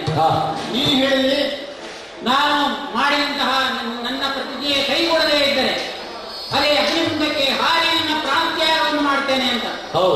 ನಿನಗೇನೋ ಪ್ರಾಣತ್ಯಾಗ ಮಾಡುವುದಕ್ಕೆ ಅರ್ಹತೆ ಇದೆ, ಸಾಮರ್ಥ್ಯ ಇದೆ. ಆದರೆ ನನಗೆ ನನ್ನ ಪ್ರಾಣವನ್ನು ತೆಗೆದುಕೊಳ್ಳುವುದಕ್ಕೆ ಶಕ್ಯವಿಲ್ಲ. ಚಿರಂಜೀವಿಯಾದವ ನಾನು. ಈಗ ನೀವು ಅಂತಹ ವಿಚಿತ್ರವಾದಂತಹ ವೈಶಿಷ್ಟ್ಯಪೂರ್ಣವಾದಂತಹ ಆ ಸೇತುವೆಯನ್ನು ನೀನು ರಚಿಸಿದೆ ಎಂದಾದರೆ ಅದನ್ನು ಮೆಟ್ಟಿ ಮುರಿಯುತ್ತೇನೆ. ಮುಟ್ಟದೆ ಇದ್ದರೆ ನಾನು ಹನುಮನೆಯೇ ಅಲ್ಲ ಎಂಬುದಾಗಿ ಪ್ರತಿಜ್ಞೆಯನ್ನು ಮಾಡ್ತೇನೆ. ಒಂದು ವೇಳೆ ನನಗೆ ಅದು ಸಾಧ್ಯವಾಗದೇ ಇದ್ದರೆ ನಾನು ಇಲ್ಲಿಯವರೆಗೆ ಮಾಡಿದಂತಹ ಎಲ್ಲ ಸಾಹಸ ಕೃತ್ಯಗಳು ಕೂಡ ವ್ಯರ್ಥವಾಗಿ ಹೋಯಿತು. ನೀನೇ ನನ್ನ ಪ್ರಭುವಾದಂತಹ ಶ್ರೀರಾಮಚಂದ್ರ, ಅವನ ದಾಸನಾಗಿ ನಾನು ಇರುವಂತದ್ದೇ ಜೀವಿತದಲ್ಲಿ ಇರುವುದೇ ವ್ಯರ್ಥವಾಗಿ ಹೋಗುತ್ತದೆ ಅಂತ ಭಾವಿಸ್ತೇನೆ. ಆದ್ದರಿಂದ ನಾನು ರಾಮದಾಸನಲ್ಲ, ನಿನ್ನ ದಾಸನಾಗಿ ನಿಲ್ತೇನೆ. ಇದು ನನ್ನ ಪ್ರತಿಜ್ಞೆ. ಪ್ರತಿಜ್ಞೆ. ಓಹೋ, ಇನ್ನು ರಾಮದಾಸ ಎನ್ನುವಂತಹ ಅಭಿಧಾಮವನ್ನು ಬಿಟ್ಟುಕೊಂಡು ಅರ್ಜುನದಾಸನಾಗಿ ನನ್ನೊಟ್ಟಿಗೆ ಬರ್ತೀಯ ಅಂತ ಆಯ್ತು. ಆಗ್ಲಿ ಆಗ್ಲಿ, ನಿನ್ನ ಮಾತನ್ನು ಕೇಳಿ ನನಗೂ ಸಹ ಸಂತೋಷವಾಯಿತು. ಕ್ಷಾತ್ರ ತೇಜಸ್ಸು ಎನ್ನುವಂತಹದ್ದು ಅಷ್ಟೊಂದು ಕಡಿಮೆ ಅಂತ ಎನಿಸ್ಕೊಳ್ಬೇಡ. ಅದು ಇಡೀ ಭೂಮಂಡಲವನ್ನೇ ನಡುಗಿಸುವಂತಹ ತೇಜಸ್ಸು. ಇದೋ ಕೇಳು, ನಾನು ಕಟ್ತಾ ಇದ್ದೇನೆ ನನ್ನ ಮೊದಲ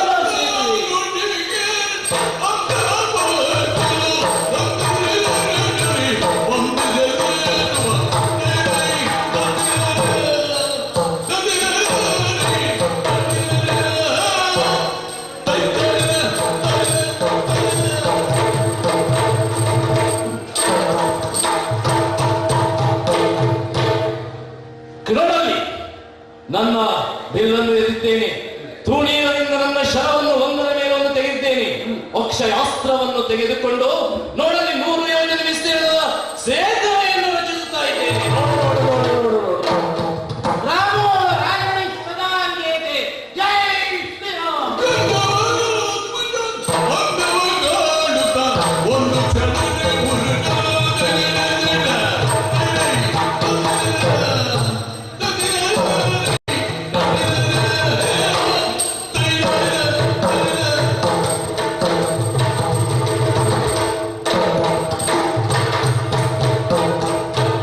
ಏನಾಗಲಿ ತೊಂದರೆ ಇಲ್ಲ. ಒಂದು ಬಾರಿಯ ಪ್ರಯತ್ನ ಹಾಳಾಯಿತಂತೆ, 3 ಬಾರಿ ಅಂತ ಹೇಳಿದ್ದೇನೆ. ನಮ್ಮ ಗುರುಗಳು ಒಂದು ಮಾತು ಹೇಳಿದ್ದಾರೆ, ಮನುಷ್ಯ ಯಾವಾಗಲೂ ಆಶಾವಾದಿಯಾಗಿರ್ಬೇಕು ಅಂತ. ಒಂದು ಪಾತ್ರೆಯಲ್ಲಿ ಅರ್ಧ ನೀರಿದ್ದರೆ ಅಯ್ಯೋ ಅರ್ಧವೇ ಅಂತ ಹೇಳುವುದಲ್ಲ, ಅರ್ಧದಷ್ಟಾದರೂ ಇತ್ತಲ್ಲ ಅಂತ ಹೇಳ್ಬೇಕಂತೆ. ಆ ಆಶಾವಾದ ಇರುವುದರಿಂದ ಇದೋ ಮನುಷ್ಯರ 2ನೇ ಬಾರಿ ಸೇತುವೆಯನ್ನು ಕಟ್ಟಿದ್ದೇನೆ, ನೋಡಲಿ.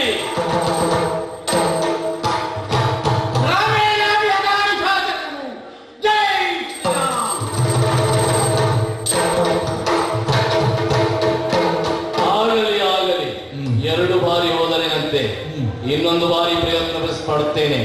ಮೊದಲೇ ಹೇಳಿದ್ದೇನೆ 3 ಬಾರಿ ಎಂದು. ತಗೋ ನೋಡಲಿ, 3ನೇ ಬಾರಿಗೆ ಸೇತುವೆಯನ್ನು ಕಟ್ಟಿದ್ದೇನೆ.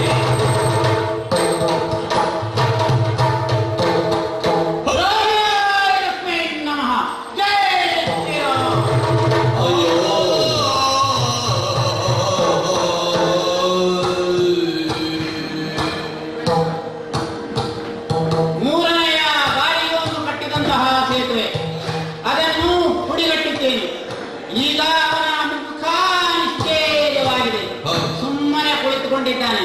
ಹಾಗಾಗಿ ಅವನನ್ನು ಮಾತನಾಡಿಸ್ತೇನಂತೆ, ಏನಾಗ್ತದೆ ನೋಡೋಣ.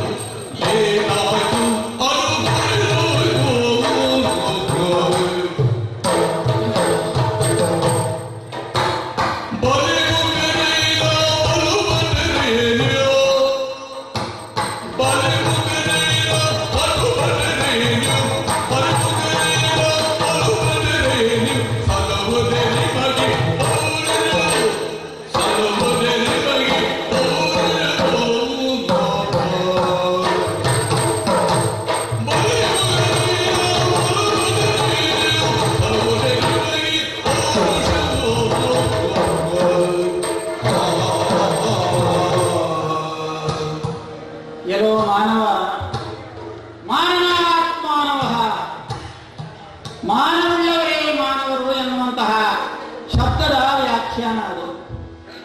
ಆದರೆ ನಿಮಗೆ ಈ ಮಾನ ಉಳಿಯಬೇಕು. ಬಹಳಷ್ಟು ಕೊಚ್ಚಿಕೊಂಡು ಆತ್ಮಶ್ಲಾಘನೆ ಮಾಡಿಕೊಂಡು ದೊಡ್ಡದಾದಂತಹ ಕಾರ್ಯವನ್ನು ಸಾಧಿಸಿಬಿಡ್ತೇನೆ ಅಂತ ಹೇಳಿಕೊಂಡು ಪ್ರತಿಜ್ಞೆಯನ್ನೇ ಮಾಡಿ, ಆದರೆ ನಿನ್ನ ಪ್ರತಿಜ್ಞೆ ಕೊಳ್ಳಾಗಿ ಹೋಯಿತು. ಮನಸ್ಸೇಕಂ ವಚಸ್ಸೇಕಂ ಕರ್ಮಣ್ಯೇಕಂ ಮಹಾತ್ಮ.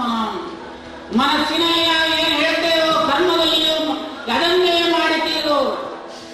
ಹೇಳದೇ ಮಾಡುವವನು ಉತ್ತಮ, ಹೇಳಿಯೂ ಮಾಡುವವನು ಅಧಮನಾಗುತ್ತಾನೆ. ನೀನು ಹೇಳಿದೆಯಾದರೆ ಮಾಡೋದಿಲ್ಲ. ಹಾಗಾಗಿ ಅಧಮನಾಗಿ ಹೋಗಿ, ಹಾಗಾಗಿ ಸುಮ್ಮನೆ ಕುಳಿತುಕೊಂಡಿದ್ದಿ. ಇನ್ನೂ ಸುಮ್ಮನೆ ಕುಳಿತುಕೊಂಡು ಏನು ಪ್ರಯೋಜನ? ಆಡಿದ ಮಾತನ್ನು ಪೂರೈಸುವುದಕ್ಕೆ ಆಗುವುದಿಲ್ಲವೇ ನಿನಗೆ?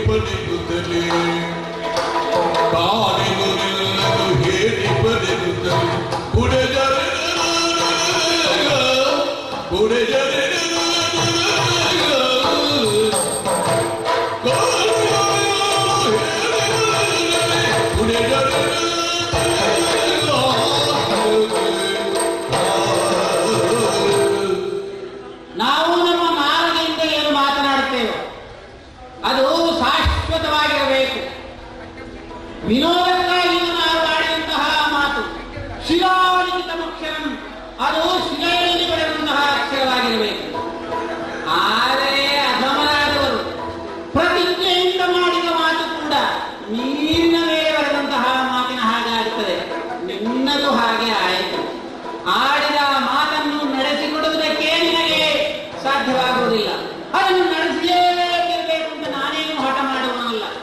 ನಿಮ್ಮಂತಹ ಮಾನವರಿಗೆ ಅಂತಹ ಹಠ ಇರಬಹುದು, ಅಂತಹ ಒಂದು ರೀತಿಯಾದಂತಹ ಆ ಸ್ವಭಾವ ನಿಮ್ಮದಿರಬಹುದು. ನಾವು ಎಲ್ಲರಲ್ಲೂ ಕೂಡ ಕರುಣೆಯನ್ನು ತೋರುತ್ತಿರುವುದು. ಆ ಶ್ರೋತ್ರಿಯನಾದಂತಹ ಬ್ರಾಹ್ಮಣ ಇರಲಿ, ಹಾಗೆಯೇ ಯೋಗಿರಲಿ ಅಥವಾ ನಾಯಿಯೇ ಇರಲಿ, ಎಲ್ಲರಲ್ಲೂ ಸಮಾನತೆಯನ್ನು ದೇವರು ಹೇಗೆ ಕಾಣುತ್ತಾನೋ ಹಾಗೆಯೇ ಕಾಣುವವರು ನಾವು. ಆದ್ದರಿಂದ ನಿನ್ನನ್ನು ಆ ಪ್ರತಿಜ್ಞೆಯ ಪೂರ್ಣ ಮಾಡಲು ಎಂಬುದಾಗಿ ಒತ್ತಾಯಿಸುವುದಕ್ಕೆ ನಾನು ಹೋಗುವುದಿಲ್ಲ. ಇಲ್ಲಿ ಯಾರು ಜನಗಳು ಯಾರು ಇಲ್ಲ, ನಿನ್ನನ್ನು ಒತ್ತಾಯ ಮಾಡುವುದು ಇಲ್ಲ. ಈಗ ನಿನ್ನನ್ನು ನಿನ್ನ ಮನೆಯಲ್ಲಿ ಎಷ್ಟು ಜನ ಕಾಯ್ತಾ ಇದ್ದಾರೋ ಏನೋ. ನಿನ್ನದಾದಂತಹ ಹೆಂಡತಿ ನಿನ್ನನ್ನು ಕಾಯ್ತಾ ಇರಬಹುದು. ನಿನ್ನ ಮಕ್ಕಳು ಯಾವಾಗ ನಮ್ಮಪ್ಪ ಬರ್ತಾರೆ ಅಂತ ಕಾಯ್ತಾ ಇರಬಹುದು.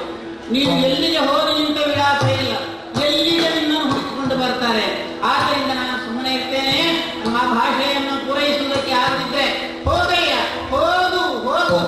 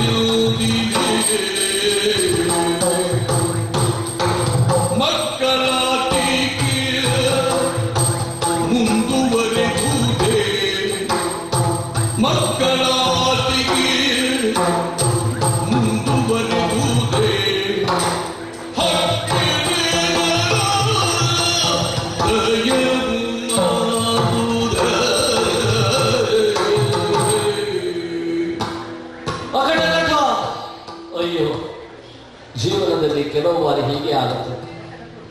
ಯಾವುದೋ ಒಂದು ಆಲೋಚನೆಯಲ್ಲಿ ಮಾಡಿದಂತಹ ಕೆಲಸ ಜೀವನದ ಲಯವನ್ನೇ ತಪ್ಪಿಸಿಬಿಡ್ತದೆ. ಆ ಲಯ ತಪ್ಪಿದ ಬದುಕು ಮತ್ತೆ ಹಳಿಗೆ ಬರಬೇಕಾದ್ರೆ ಬಹಳ ಕಷ್ಟವೇ ಉಂಟು ಅಲ್ವಾ? ಇದೀಗ ಅರ್ಜುನನ ಪರಿಸ್ಥಿತಿ ಏನಾಯಿತು ಅಂತ ಹೇಳಿದ್ರೆ, 3 ಬಾರಿ ಸೇತುವೆಯನ್ನು ಕಟ್ಟುತ್ತೇನೆ ಅಂತ ಹೇಳಿ 3 ಬಾರಿಯೂ ಅವನು ಶ್ರೀರಾಮ ಎನ್ನುತ್ತಾ ಅದನ್ನು ಮುರಿದು ಬಿಟ್ಟ. ರಾಮನಾಮದ ಫಲ ಅದು. ಆತ ರಾಮ ರಾಮ ರಾಮ ಅಂತ ಹೇಳುವಾಗ ನನಗೆ ಒಂದು ಬಾರಿಯೂ ಸಹ ನಮ್ಮ ಆರಾಧ್ಯ ದೈವ ಈ ಪಾಂಡವರ ಬದುಕನ್ನು ಒಂದು ಹೊಳೆಗೆ ತಂದು ಅದನ್ನು ಸುಸೂತ್ರವಾಗಿ ನಡೆಸಿಕೊಂಡು ಬರ್ತಾ ಇರುವಂಥವನು. ಆತನೇ ನಮ್ಮೆಲ್ಲರ ಶ್ರೀಕೃಷ್ಣ. ಒಂದು ಬಾರಿಯೂ ನಾವು ಶ್ರೀಕೃಷ್ಣನನ್ನು ನೆನೆಯಲಿಲ್ಲವಲ್ಲ. ಸಂಕಟ ಬಂದಾಗ ವೆಂಕಟರಮಣ ಎನ್ನುವಂತ ಮಾತಿದೆ. ಇದೀಗ ಸಂಕಟವನ್ನು ನಾನು ತಂದಿಟ್ಟಾಯಿತು, ಇನ್ನು ನಾನು ಅಯ್ಯೋ ಕೃಷ್ಣ ಅಂತ ಕರೆಯುವುದರಲ್ಲಿ ಯಾವುದೇ ಅರ್ಥವಿಲ್ಲ. ಇನ್ನೇನು ಮಾಡುವುದು, ನನಗೆ ಪ್ರಾಣ ಭಿಕ್ಷೆಯನ್ನು ಕೊಡ್ತೇನೆ ಅಂತ ಹೇಳಿದ್ದಾರೆ. ಕ್ಷಾತ್ರ ತೇಜಸ್ಸು ಹೊಂದಿರುವಂತಹ ಚಂದ್ರವಂಶದ ಅರ್ಜುನ ಒಂದೊಂದು ದಿನ ಹೇಳ್ತಾರೆ, ಆತ ಒಬ್ಬ ಎಕ್ಕಶ್ಚಿತ್ ವಾನರನಿಂದ ಜೀವ ಭಿಕ್ಷೆಯನ್ನು ಪಡೆದು ಬಂದ ಅಂತ. ಅಂತಹ ಒಂದು ಮಾತು ನನ್ನ ಹೆಸರಿನ ಮೇಲೆ ಬೇಡ. ಹಾಗಾಗಿ ನಾನು ಕ್ಷತ್ರಿಯವಾದಂತಹ ಗುಣವಾಗಿ ಹೇಳಿದ ಮಾತನ್ನು ನಡೆಸಿಕೊಡ್ತಾ ಇದ್ದೇನೆ.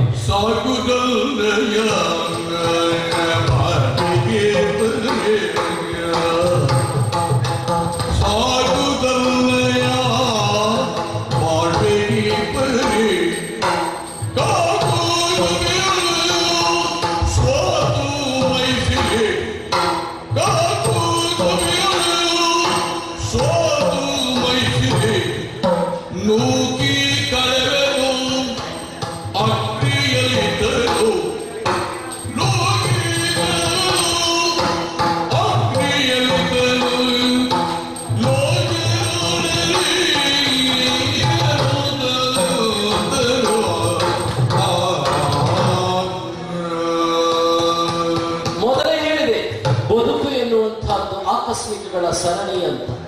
ಈ ಒಂದು ಆಕಸ್ಮಿಕವಾದಂತಹ ಘಟನೆ ನಡೆದು ಹೋಯಿತು. ಹಾಗಾಗಿ ನನ್ನ ಹೆಸರಿಗೆ ಇನ್ನೊಂದು ಕಳಂಕ ಬರುವುದು ಬೇಡ. ಹಾಗಾಗಿ ಮಹಾನುಭಾವ, ಈ ಮೊದಲು ಹೇಳಿದಂತೆ ನಾನು ಅಗ್ನಿ ಪ್ರವೇಶ ಮಾಡುತ್ತೇನೆ ಎನ್ನುವಂತಹ ಮಾತನ್ನು ಹೇಳಿದೆ. ನೀನು ನನಗೆ ಪ್ರಾಣ ಭಿಕ್ಷೆಯನ್ನು ನೀಡುತ್ತೀಯಂತ ಹೇಳ್ತಾ ಇದ್ದೀನಿ. ಬೇಡ. ಯಾಕಂತ ಹೇಳಿದ್ರೆ ನಾನು ಒಬ್ಬ ಕ್ಷತ್ರಿಯ.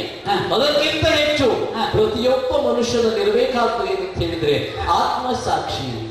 ಯಾರನ್ನೋ ಒಂದು ಖುಷಿಪಡಿಸ್ಲಿಕ್ಕೋಸ್ಕರ, ಸಂತೋಷ ಪಡಿಸ್ಲಿಕ್ಕೋಸ್ಕರ ನಾವು ಯಾವ ಕಾರ್ಯವನ್ನು ಮಾಡಬೇಕಾಗಿಲ್ಲ.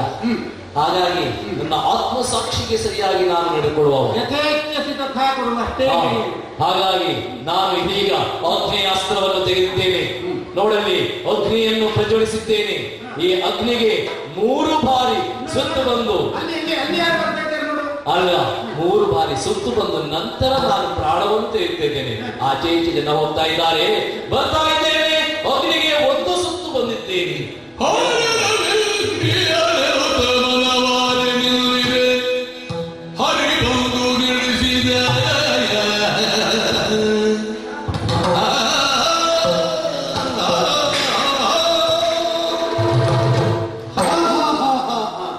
ಸಮಸ್ಯೆ ಆಗುವುದು ಇಲ್ಲೇ ಸಮಸ್ಯೆ ಆಗುವುದು.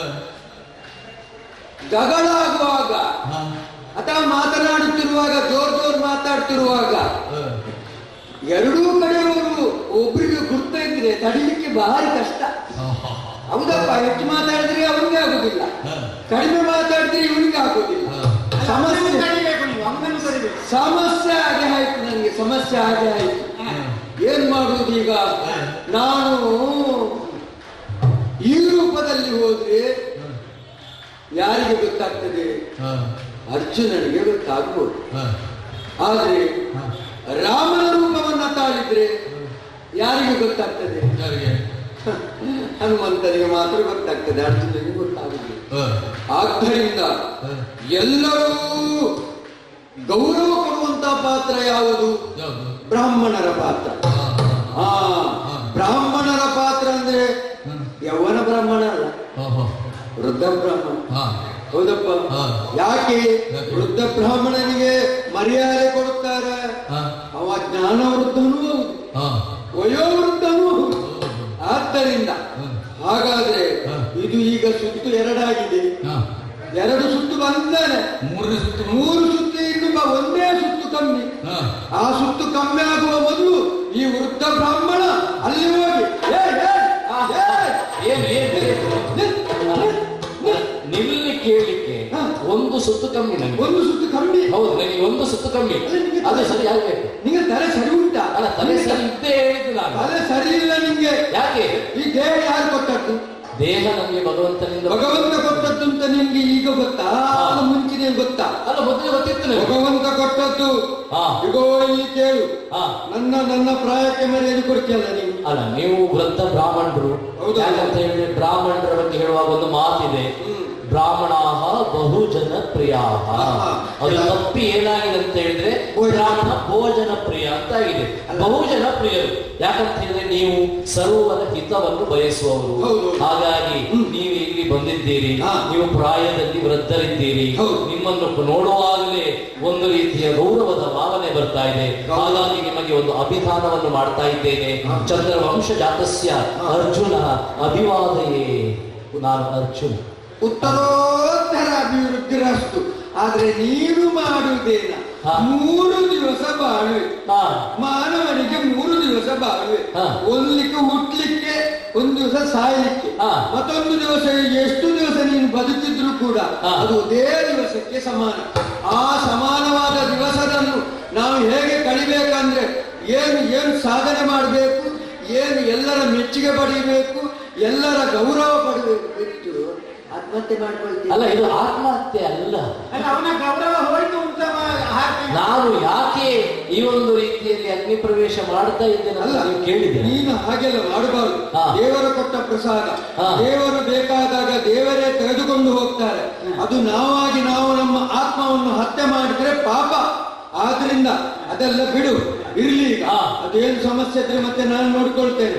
ಯಾಕಂದ್ರೆ ಹಿರಿಯರು ಮಾತು ಕೇಳ್ತೀಯಲ್ಲ. ಕೇಳುವ ಕೇಳುವ. ಈ ವಿಷಯ ಅಂತ ಏನಿದು ನಿಮ್ಮಲ್ಲಿ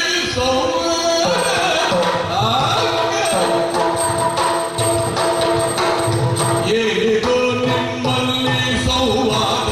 ಎಂತ ಸಂವಾದ?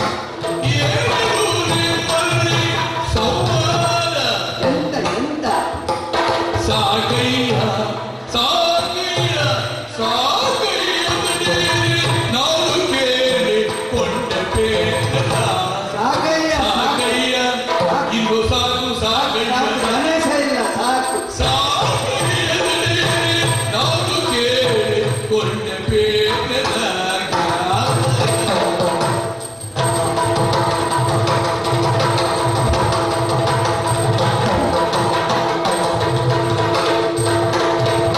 ನೀನದೇ ಕಗ್ನಿಯನು ಮರಳು ಮಾರ ಇಲ್ಲದೆ ಹಾರಿನದ.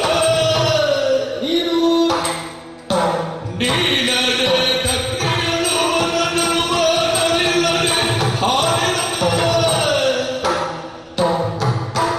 ಈ ವಿರೋಧವನಾರು ಮಾರ್ಪುರು ಮಾನವರೊಳಗ ತಗದ ಸುಮ್ಮನೆ.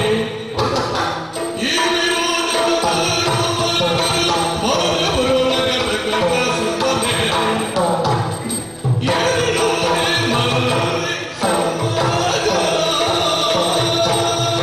ಏನಾಯ್ತು ಏನಾಯ್ತು? ಈಗ ನಿಮ್ಮ ಇಬ್ಬರಲ್ಲಿ ಏನು ವಿಷಯ ಏನಾಯ್ತು? ಈ ಹಾರ್ಲಿಕ್ಕೆ ಕಾರಣವೇನು? ನೀನು ಹಾರ್ಲೇಬೇಕು, ಜೀವವೇ ತೆಗೆದುಕೊಳ್ಳುವಷ್ಟು ಏನಾಯ್ತು? ಅದಕ್ಕೆ ಕಾರಣ ಉಂಟಲ್ಲ. ಅಲ್ಲ, ಕಾರಣ ಮತ್ತೆ ಅದಷ್ಟು ಮಾತ್ರ ಅಲ್ಲ. ಈಗ ನೀವು ಯಾರು ಅಂತ ಬೇಕಲ್ವಾ? ಯಾರು? ಈ ರೀತಿ ಕಾರಣ ಏನು? ಅದು ಸಹ ಅಗ್ನಿಯನ್ನು ಸೃಷ್ಟಿ ಮಾಡಿ ನೀನೆ ಹಾರಿಕೊಳ್ಳು. ಹೌದು. ಎಂತ ಮರೆ ಉರಿ ಬರ್ತದೆ ಮರೆ. ಅದು ಅಗ್ನಿಗೆ ಬಿದ್ದಾಗ ಉರಿ ತಡಿಲಿಕ್ಕೆ ಆಗುದಿಲ್ಲ. ಮತ್ತೆ ನಾನು ಬದುಕ್ತೇನೆ ಅಂತ ಹೊರಗೆ ಬರುವಾಗ ಬದುಕಲಿಕ್ಕೂ ಆಗುದಿಲ್ಲ. ನಿಮ್ಗೆಲ್ಲ ಗೊತ್ತಿಲ್ಲ. ಕೆಲವರೆಲ್ಲ ಏನ್ ಗೊತ್ತಾ, ಈ ಯೌವನದಲ್ಲಿ ನಾನು ಅದು ಮಾಡ್ತೇನೆ, ಇದು ನೀನ್ ಕೇಳ್ತೀಯ. ನೀನು ಕೆಲವರ ಅಲ್ಲ ಹಗ್ಗ ತಗೊಳ್ತಾರಲ್ಲ, ಆ ಕುತ್ತಿಗೆ ಎಲ್ಲ ಏನು ಬಿಗಿಯುವಾಗ ಎಂತ ಕಷ್ಟ ಆಗ್ತದೆ. ಮತ್ತೆ ಕೆಲವರೆಲ್ಲ ನೀರಿಗೆ ಬಿಡ್ತಾರೆ. ನೀರಿಗೆ ಬಿಡುವಾಗ ಒಂದು ದಮ್ಮು ಎಲ್ಲಿಗೆ ಬರುವುದು? ಅರ್ಧ ದಮ್ಮು ಒಳಗೆ, ಅರ್ಧ ದಮ್ಮು ಹೊರಗೆ. ಅದೇ ನೀನು ಬೆಂಕಿಗೆ ಬಿದ್ದಾಗ ಆ ಉರಿ, ಆಗ ನಿಮಗೆ ಜ್ಞಾನೋದಯ ಆಗ್ತದೆ. ಓ ದೇವರೇ, ನನ್ನನ್ನು ಬದುಕಿಸಿದ್ರೆ ಕಾಪಾಡಿ ಮತ್ತೆ ಕಾಪಾಡುದು ಯಾರು? ಅವನಿಗೆ ಬೆಂಕಿ ತಾಗ್ತದೆ, ಅವನೇ ಯಾಕೆ ಕಾಪಾಡ್ತಾನೆ? ಹೋದಷ್ಟು ಹೋಗ್ಲಿ, ನಮ್ಗೆ ಆದ್ರಿಂದ ಈ ಸಮಸ್ಯೆಗೆ ಏನು ಕಾರಣ, ಯಾರು ನೀವು, ಏನು ಅಂತ ಹೇಳಬೇಕು. ನನಗೆ ವಿಷಯ ಏನಂತ ಹೇಳಿ. ಎಂದು ಕಪಟೆ ವಿಪ್ರ ನುಡಿಗೆ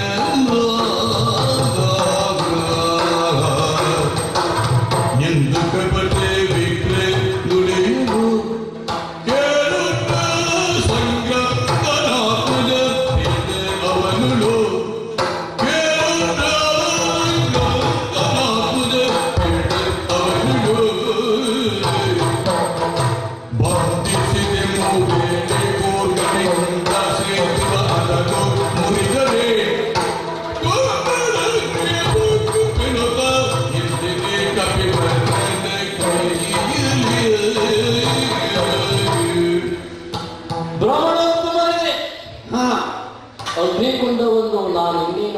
ಪ್ರವೇಶಿಸಬೇಕು ಎನ್ನುವಂತಹ ಸಂದರ್ಭದಲ್ಲಿ ಬಂದು ತಡೀತಾ ಇದ್ದೀರಿ. ಕಾರಣ ಕೇಳ್ತಾ ಇದ್ದೇನೆ. ಎಷ್ಟು ದೂರದಿಂದ ಓಡಿ ಬಂದಿದ್ದೇನೆ ಮಾರೆ ನಾನು. ಈ ಪ್ರಾಯದಲ್ಲಿ ಓಡಿ ಬಂದಿದ್ದೇನೆ ಅಂತ ಹೇಳಿದ್ರೆ ನಂಗೆ ಇದು ದಮ್ಮು ಕೆಮ್ಮು ಒಟ್ಟಿಗೆ ಬರ್ತಾವ. ಆಗ್ಲಿ ಆಗ್ಲಿ. ಯಾರು ನೀವು? ನಾನು ಚಂದ್ರವಂಶದ ಕೇಳಿದ್ದೀರಾ? ಚಂದ್ರವಂಶ ಅಂತ ಹೇಳುವಾಗಲೇ ನನಗೆ ತಲೆ ಬಿಸಿ ಆಗ್ತದೆ. ಚಂದ್ರವಂಶದಲ್ಲಿ ಯಾರು? ನಾನು ಪಾಂಡು ಚಕ್ರವರ್ತಿ ಕೇಳಿದ್ದೀರಾ? ಪಾಂಡು ಚಕ್ರವರ್ತಿ ಕೇಳಿದ್ದೇನೆ. ಅವರ ಮಕ್ಕಳಲ್ಲಿ ಮೂರನೆಯವನು ಅರ್ಜುನ. ಓ ದೇವರೇ, ಓ ದೇವರೇ, ನೀನು ಆ ಧರ್ಮರಾಯನ ತಮ್ಮ ಅರ್ಜುನ. ಸುಳ್ಳು ಹೇಳ್ತೇನೆ ನೀನು? ಅಯ್ಯೋ ದೇವರೇ, ನಿನ್ನ ಪರಿಚಯ ನನಗಿಲ್ವ ಮಾರಾಯ. ಎಂತ ಹೇಳ್ತಿ ಆ ದಿವಸ ಸಂಯಮರ ಇತ್ತಲ್ಲ, ದ್ರೌಪದಿ ಸಂಯಮರ. ಆ ಮತ್ಸ್ಯಯಂತ್ರವನ್ನು ಭೇದಿಸುವುದು, ಆ ಭೇದಿಸುವ ಹೊತ್ತಿಗೆ ನಿಮ್ಮೊಟ್ಟಿಗೆ ನಾನು ಕುತ್ಕೊಂಡದಲ್ಲ. ಓ, ನೀವೇ ಕೂತ್ಕೊಂಡು ಭಟ್ರ ಹುಡುಕ ಒಂದು ಮೀನು ಹೊಡ್ತ ಅಂತ ಹೇಳಿದ್ರು ನೀವೇ ಅಂತ. ಅಯ್ಯೋ ದೇವ್ರೆ, ಹಾಗೆಲ್ಲ ಎಲ್ಲರೂ ಸಹ ಆಗ್ಲಿಲ್ಲ. ನೀನು ಹೋದಿ ಬ್ರಾಹ್ಮಣರು ಹೊಡೆದ್ರು ಅಂತ ಮತ್ತೆ ಕಡುವಾಗ ಭಟ್ರು ಮೀನು ಹೊಡೆದ್ರು ಮೀನು. ಅದು ಭಟ್ರು ಹೊಡೆದಲ್ಲ, ಕ್ಷತ್ರಿಯ ಹೊಡೆದ. ಭಟ್ರು ವೇಷ ಮಾಡ್ಕೊಂಡು ಹೊಡೆದದ್ದು ಮತ್ತೆ ಗೊತ್ತಾಗಲ್ಲ ಅಲ್ಲವೇ? ನೀವು ಹೇಳ್ಬೇಡ ಮಾರ, ನೀನು ಅರ್ಜುನ ಅಂತ ಹೇಳ್ಕೊಂಡು. ಅಲ್ಲ, ಯಾಕೆ ಸಂಶಯ ಬರ್ತಾವ? ಸಂಶಯ ಅಂದ್ರೆ ನೀನು ಅಲ್ಲ, ಅದಕ್ಕೆ ಕಾರಣ ಉಂಟು. ಸ್ವಲ್ಪ ಕೇಳ್ತೀರಾ ಅಂತ ಭಯಂಕರ. ಕಾರಣಾಂತರದಿಂದ ತೀರ್ಥಯಾತ್ರೆ ಮಾಡ್ತಾ ನಾನು ಈ ರಾಮೇಶ್ವರಕ್ಕೆ ಬಂದೆ. ಒಳ್ಳೆದೇ. ರಾಮೇಶ್ವರದ ಈ ಒಂದು ಸಂದರ್ಭದಲ್ಲಿ ನೋಡ್ತಾ ಇದ್ದೇನೆ, ಇಲ್ಲಿ ಒಂದು ಬರುವಂತಹ ಸೇತುವೆ ಇದೆ, ರಾಮ ಸೇತು ಅನ್ನುವಂತ. ಹೌದು, ಅಲ್ಲಿ ಈ ಮಹಾನುಭಾವ ಕುತ್ಕೊಂಡಿದ್ದ. ಹೌದು, ಆ ಮಹಾನುಭಾವನೊಟ್ಟಿಗೆ ಮಾತಾಡ್ತಾ ಹೇಳಿದೆ, ಮರ್ಕಟ ಅದೇ ಮಾಂಗ, ರಾಮನಿಗೆ ಒಂದು ಕಲ್ಲು ಮಣ್ಣುಗಳನ್ನು ಇಟ್ಕೊಂಡು ನಿಮ್ಮಂತ ಕಪಿಶೂರನನ್ನು ಹಿಡ್ಕೊಂಡು ಸೇತುವೆ ಕಟ್ಟುವ ಬದಲು ಅವನಿಗೊಂದು ಏನು ಬಾಣದಿಂದಲೇ ಸೇತುವೆ ಕಟ್ಬೋದಿತ್ತಲ್ಲ. ಯಾಕಂತ ಹೇಳಿದ್ರೆ ನಾನೊಮ್ಮೆ ಸೇತುವೆ ಕಟ್ಟಿದ್ದೇನೆ, ಇಂದ್ರನ ಎಲ್ಲಿಗೆ ಸುಧರ್ಮ ಸಭೆಗೆ ಒಂದು ಸೇತುವೆ ಕಟ್ಟಿದ್ದೇನೆ. ಹಾಗಾಗಿ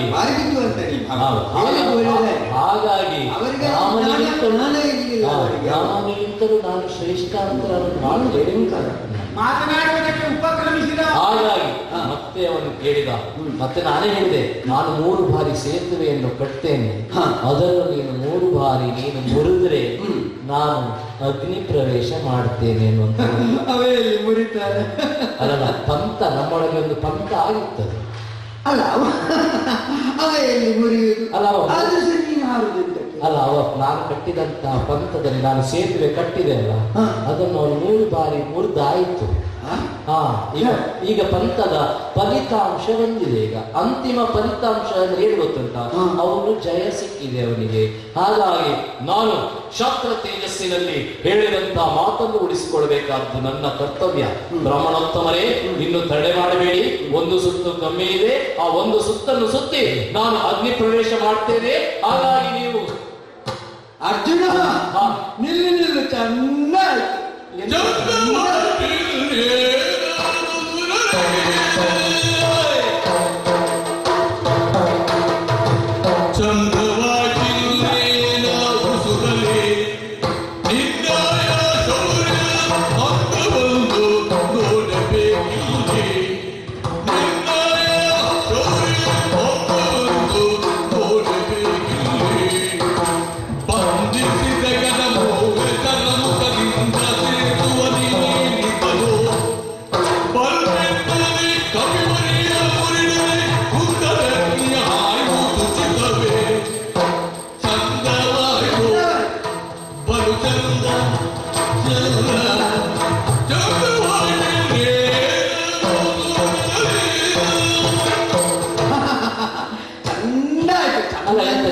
ಚೆನ್ನಾಗಿ ಚಂದ. ಅಲ್ಲ, ನಾನು ಹೊರಟೆ ಈಗ. ನಿಮ್ಮ ಇಬ್ಬರ ಮಧ್ಯದಲ್ಲಿ ನಾನು ಬಂದೆ ಅಲ್ಲ, ಚಂದ ಆಯ್ತು. ಚಂದ ಆಯ್ತು ನೋಡಿ. 3 ಜನ ಹಾರುವ. ಈಗ 3 ಜನ ಹೌದು, ನಾನು ಹಾರು ಆಯ್ತಲ್ಲ. ಅವ ಹಾರುವ ನೀವು ಹೇಗೋ ಜಾತಿಯಲ್ಲೇ ಹಾರುವ. ಹೌದು, ನಾವು ಹಾರುವ. ಮತ್ತೆ ನೀನು ಈಗ ಬೆಟ್ಟಿಗೆ ಹಾರುವ. ಹೌದು, ಹಾರುವ. 3 ಜನ ಚಂದ. ಎಂತ ಹೇಳಿದ್ದೀನಿ ನಾನೀಗ ಅಗ್ನಿ ಪ್ರವೇಶ. ಈಗ ನೀವು ಮಾಡಿದ್ದು ಸ್ಪರ್ಧೆಯು ಪಂಥವು ಪಣವು. ನೋಡು ಸ್ಪರ್ಧೆ ಅಲ್ಲ, ನಾನೇ ಹೇಳ್ತೇನೆ. ಹೇಳಿ. ಸ್ಪರ್ಧೆ ಯಾಕೆ ಅಲ್ಲ, ಹಾ. ಅದು ಒಂದೇ ಆಟ ಆಗಿರ್ಬೇಕು. ಹಾ. ಈಗ ಏನು ಸೇತುವೆಯನ್ನು ಮಾಡುವುದಾದ್ರೆ ನೀನು ಸಹ ಮಾಡುವುದು, ಹಾ. ಹಾಗೆ ಇರುವುದಿಲ್ಲ. ಓಹೋ. ಇದು ಸ್ಪರ್ಧೆ ಅಲ್ಲ. ಹಾ. ಮತ್ತೆ ಹಾ. ಪಣ ಹಾ. ಪಣ ಅಲ್ಲ. ಅಲ್ಲ. ಪಣ ಅಂದ್ರೆ ಏನು ಏನು ನಾವು ಪಣ ಕಟ್ಟಬೇಕು ಅದಕ್ಕೆ. ಒಂದು ಮೇಲೆ ಕಂಬ ಹಾಕು, ಕಂಬದ ಮೇಲೆ ಮಡಿಕೆಯ ಒಳಗೆ ಏನಾದ್ರೂ ಇಡುದು, ಅದನ್ನ ಯಾರು ತೆಗೀತಾರೆ ಅದು ಪಣ. ಆದ್ರೆ ತೆಗಿಲಿಕ್ಕೆ ಆಗುದಿಲ್ಲ. ಯಾಕೆ? ಆ ಕಂಬಕ್ಕೆ ಎಣ್ಣೆ ಹೌದಾ, ಆ ತೈಲವನ್ನು ಪೂಸಿ ಮತ್ತೆ ಸುರಿಗೆಲ್ಲ ಹೋದವರೆಲ್ಲ ಆ ಪೂಸಿದ ಅವರಿಗೆ ಆಗ್ತದೆ. ಕಡೆಗೆ ಯಾರಿಗೆ ಆಗುವುದು? ಎಲ್ಲ ಎಣ್ಣೆ ಎಲ್ಲ ಖಾಲಿ ಆದ ಮೇಲೆ ಮತ್ತೆ ಇವರಿಗೆ ಆಗ್ತದೆ. ಆದ್ರಿಂದ ನಿಮ್ಮದು ಅದು ಅಲ್ಲ. ನಮ್ಮದು ಸ್ಪರ್ಧೆಯೂ ಹೌದು, ಪಣವೂ ಹೌದು. ಸ್ಪರ್ಧೆ ನಮ್ಮ ಸಾಹಸ ಉಂಟಲ್ಲ, ಸಾಹಸ ಸ್ಪರ್ಧೆ. ಜೀವ ತೆಗೆದುಕೊಳ್ತೇನೆ ಅಂತ ಪಂಥಶಾಲ ನಿಮ್ಮದು. ಯಾಕೆ?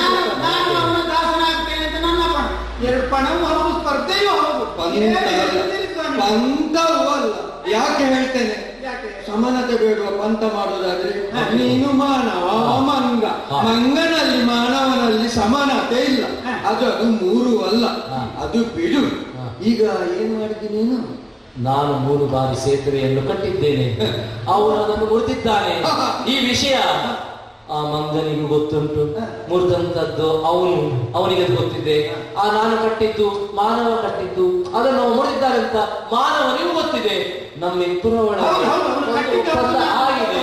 ಆಗ ನಾನು ಅಗ್ನಿ ಪ್ರವೇಶ ಮಾಡ್ತಾ ಇದ್ದೇನೆ, ನೀವು ತಡಿಬೇಡಿ. ಅದಕ್ಕೆ ಈಗ ನಿಮ್ಮಿಬ್ಬರೊಳಗೆ ಅದೇ ಹೌದು. ಈಗ ಯಾವಾಗಲೂ ಗೆದ್ದವರಿಗೆ ಏನು ಬಹುಮಾನ ಅಂತ ಉಂಟು. ಹೌದು. ಇದು ಸೋತವರು ಅನುಭವಿಸುವುದು ಯಾಕೆ? ಆದ್ದರಿಂದ ನಿಮ್ಮ ಪಂಥವೋ ಪಣವೋ ಪರಾಕ್ರಮವೋ ಏನು ಇದನ್ನು ನೋಡಿದವರು ಯಾರು? ನಾನು ಕಟ್ಟಿದ್ದು ಅವನು ನೋಡಿದ್ದಾನೆ, ಅವನು ಗೊತ್ತದ್ದು ನಾನು ನೋಡಿದ್ದೇನೆ. ಆಯ್ತಲ್ಲ ಸಾಕು. ಇದಕ್ಕೆ ನಿರ್ಣಾಯಕರು ಬೇಡವಾ? ಓಹೋ, ಈಗ ನಿರ್ಣಾಯಕರು ಬೇಕು. ನಿರ್ಣಾಯಕರಿದ್ರೆ ಮಾತ್ರ ನೀವು ಮಾಡಿದ್ದು ಸರಿ ಅಂತ ಹೇಳ್ಬೋದು. ನಿರ್ಣಾಯಕರೇ ಇಲ್ಲದೆ ನೀನು ಒಪ್ಪಿಕೊಳ್ಳುದಂತೆ ಅವ ಹೇಳುವುದಂತೆ ಅದಾಗುದಿಲ್ಲ. ಆಗುವುದಿಲ್ಲ ಅಂದ್ರೆ ಆಗುವುದಿಲ್ಲ. ಈಗ ಏನ್ ಮಾಡುದು? ಈಗ ಏನು ಮಾಡ್ತೀರಿ ನೀವು?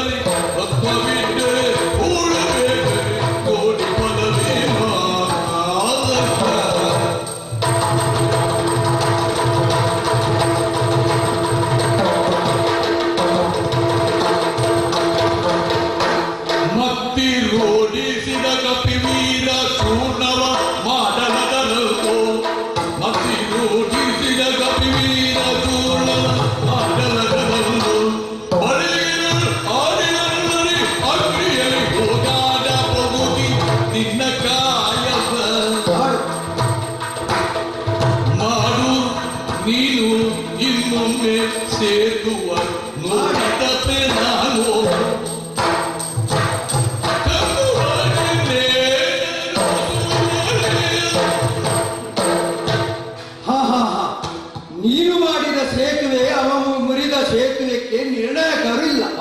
ಹೌದಲ್ವಾ? ನೀವೇ ನಿರ್ಣಾಯಕ ಮಾಡಿಕೊಂಡು ಏನು ನೀನು ಅಗ್ನಿಗೆ ಹಾರುದಂತೆ ಅವ ಮತ್ತೊಂದಂತೆ ಹಾಗೆ ಆಗುದಿಲ್ಲ. ಈಗ ನೋಡ್ಲಿಕ್ಕೆ ನಾನಿದ್ದೇನೆ. ವಯೋವೃದ್ಧನಾದನು ಬ್ರಾಹ್ಮಣೋತ್ತಮರು. ನಾನು ಈಗಾಗಲೇ 3 ಬಾರಿ ಸೇತುವೆಯನ್ನು ಕಟ್ಟಿದ್ದೇನೆ. ಈಗ ನೀವು ಹೇಳುದು ಮತ್ತೊಂದು ಬಾರಿ ಸೇತುವೆ ಕಟ್ಟಿ ಅಂತ. ಈಗ ಹಾಗೆ ನಾನು ಮತ್ತೊಂದು ಬಾರಿ ಅಲ್ಲ, ನೀವು ಅದಕ್ಕೆ 100 ಬಾರಿ ಅಂತ ಹೇಳಿದ್ರು ನಾನು ಸೇತುವೆ ಕಟ್ಟಲಿಕ್ಕೆ ತಯಾರಿದ್ದೇನೆ. ಆದ್ರೆ ಅವರು ತಯಾರಿದ್ದಾರೆ, ಅದು ನಾನು ಕೇಳ್ತೇನೆ. ಈಗ ನೀನು ಸೇತುವೆಯನ್ನು ಮಾಡುವುದೇ ಇಲ್ಲ. ನಾನು ಸೇತುವೆಯನ್ನು ಕಟ್ತೇನೆ. ಯಾಕಂತ ಹೇಳಿದ್ರೆ ಅಗ್ನಿ ಪ್ರವೇಶ ಮಾಡುವ ಮೊದಲು ಬ್ರಾಹ್ಮಣನ ಕೋರಿಕೆ, ಬ್ರಾಹ್ಮಣನ ಕೋರಿದ್ದನ್ನು ಕೊಡುವಂತಹದ್ದು ಕ್ಷತ್ರಿಯನ ಧರ್ಮ. ಅದು ಯಾವುದೇ ಸಂದರ್ಭ ಇರಲಿ, ಪ್ರಾಣ ಬಿಡುವಂತ ಸಂದರ್ಭವೇ ಇರಲಿ, ಆ ಸಂದರ್ಭದಲ್ಲಿಯೂ ಸಮೇತ ಬ್ರಾಹ್ಮಣರು ಬಂದರು ಏನಾದರೂ ಒಂದು ಕೊಡಿ ಅಂತ ಕೇಳಿದಾಗ ಕೈ ಎತ್ತಿ ಕೊಡಬೇಕಾದ್ದು ಕ್ಷತ್ರಿಯರ ಧರ್ಮ. ಯಾಕಂತ ಹೇಳಿದ್ರೆ ಈ ಭೂಮಂಡಲವನ್ನು ಪಾಲಿಸುವವರು ಅವರಾದ್ರಿಂದ ಕೊಡಬೇಕಾದವರ ಧರ್ಮ. ಹಾಗಾಗಿ ನೀವು ನಿಮ್ಮ ಕೋರಿಕೆ ಏನುಂಟು ಅದು ನಾನು ಸಾಯುವ ಮೊದಲು ಕೇಳುವಂತಹ ಕೋರಿಕೆ. ಹಾಗಾಗಿ ನಿಮ್ಮ ಕೋರಿಕೆಯನ್ನು ನಾನು ನೆರವೇರಿಸಿಕೊಡ್ತೇನೆ. ಆಸೆಯನ್ನು ತೀರಿಸಿ ಮತ್ತೆ ನೀವು ಹೌದು. ಹಾಗಾದ್ರೆ ಅವನನ್ನು ಸ್ವಲ್ಪ ಮಾತಾಡ. ಆಯ್ತಾಯ್ತು. ನಿನ್ನನ್ನು ಎಂತ ಕರೆಯಿ ನಾನು ಹನುಮಂತ ಹೇಳಿದ್ದೇನೆ ಮತ್ತೆ. ಅಲ್ಲ ಹನುಮಂತ, ಅದೇ ಗೊತ್ತಾಗ್ಬೇಕಲ್ಲ ನನಗೆ. ನೀನು ಹನುಮಂತ ಅಲ್ವಾ? ಹೌದು. ಈಗ ಅವ ಕಟ್ಟಿದ್ದು. ಹೌದು. ನೀನು ಎಂತ ಮಾಡಿದ್ದು? ಅವನು ಕಟ್ಟಿದ್ದನ್ನು ಎಡೆಗಾಲಿನಿಂದ ಒದ್ದು ಹುಡಿ ಮಾಡಿದವನು ನೀನು ಅಲ್ವ? ಈಗ ಒಂದು ಸ್ವಲ್ಪ ನನ್ನದು ಕೋರಿಕೆ ಅಷ್ಟೇ, ಆಯ್ತಲ್ಲ? ಬೇಡ ಹೇಳಿದ್ರೆ ಬೇಡ. ಅದು ಏನು ಏನು ಏನು ಅರ್ಜುನ ಕಟ್ತಾನೆ ಇನ್ನೊಮ್ಮೆ, ನೀನ್ ಮುರಿತೀಯಾ? ಸ್ವಾಮಿ, ಬ್ರಾಹ್ಮಣೋ ಮಮ ದೈವತಂ ಹೀಗೆಂದು ಹೇಳುವವರು.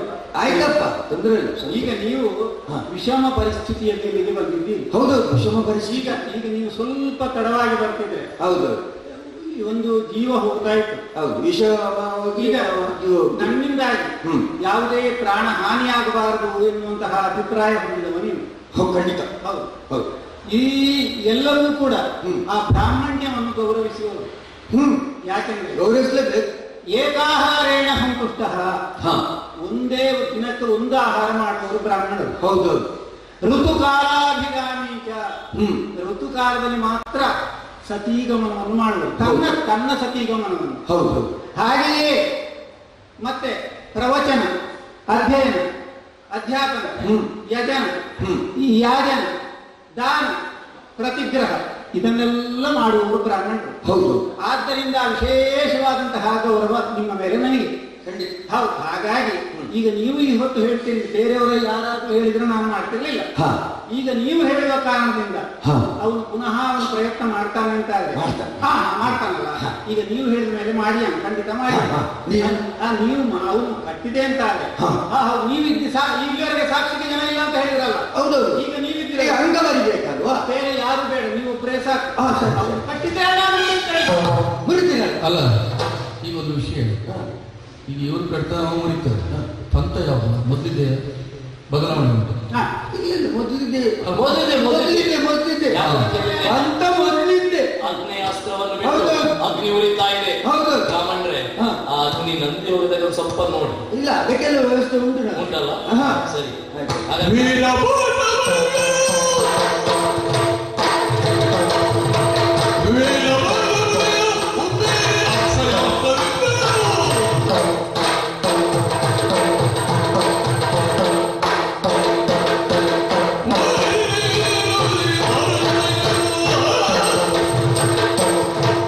ಮಹಾನುಭಾವ, ಬ್ರಾಹ್ಮಣರಂತೆ ಇದೀಗ 4ನೇ ಬಾರಿಗೆ ಸೇತುವೆಯನ್ನು ಕಟ್ಟುತ್ತಾ ಇದ್ದೇನೆ. ನೀನು ಆ ಲೆಕ್ಕ 4ನೇ ಬಾರಿ ಹೇಳ್ಬಾರ್ದು. ಅದು 3ನೇ ಬಾರಿ. ಒಂದು ಸುರಿಯುವುದು ದೇವರಿಗೆ, ಒಂದು ದೇವರಿಗೆ ಅರ್ಪಣೆ ಮಾಡುದು ಉಂಟಲ್ಲ, ಅದು ಸುರಿಯುವುದು ದೇವರಿಗೆ. ಈಗ ಇದು ಇನ್ನು 3ನೇ ಬಾರಿ. ನಾನು ಹೇಳುದಲ್ವಾ? ಹೇಗ ಅವರಷ್ಟು ಎತ್ತರಕ್ಕೆ ತಂದು ಇಟ್ಟಿದ್ದಾರೆ. ಮತ್ತೆ ಪುನಃ ನಾನು ಹೇಳಿದೆ ಸುರಿಯುವುದು ದೇವರಿಗೆ. ಈಗ ಇದು 3ನೇದ್ದೇ. ಇದು ಸ್ಪರ್ಧೆ. ಹನುಮಂತ, ಅಕ್ಷಯಾಸ್ತ್ರವನ್ನು ತೆಗೆದಿದ್ದೇನೆ, ಸೇತುವೆಯನ್ನು ಕಟ್ಟಿದ್ದೇನೆ.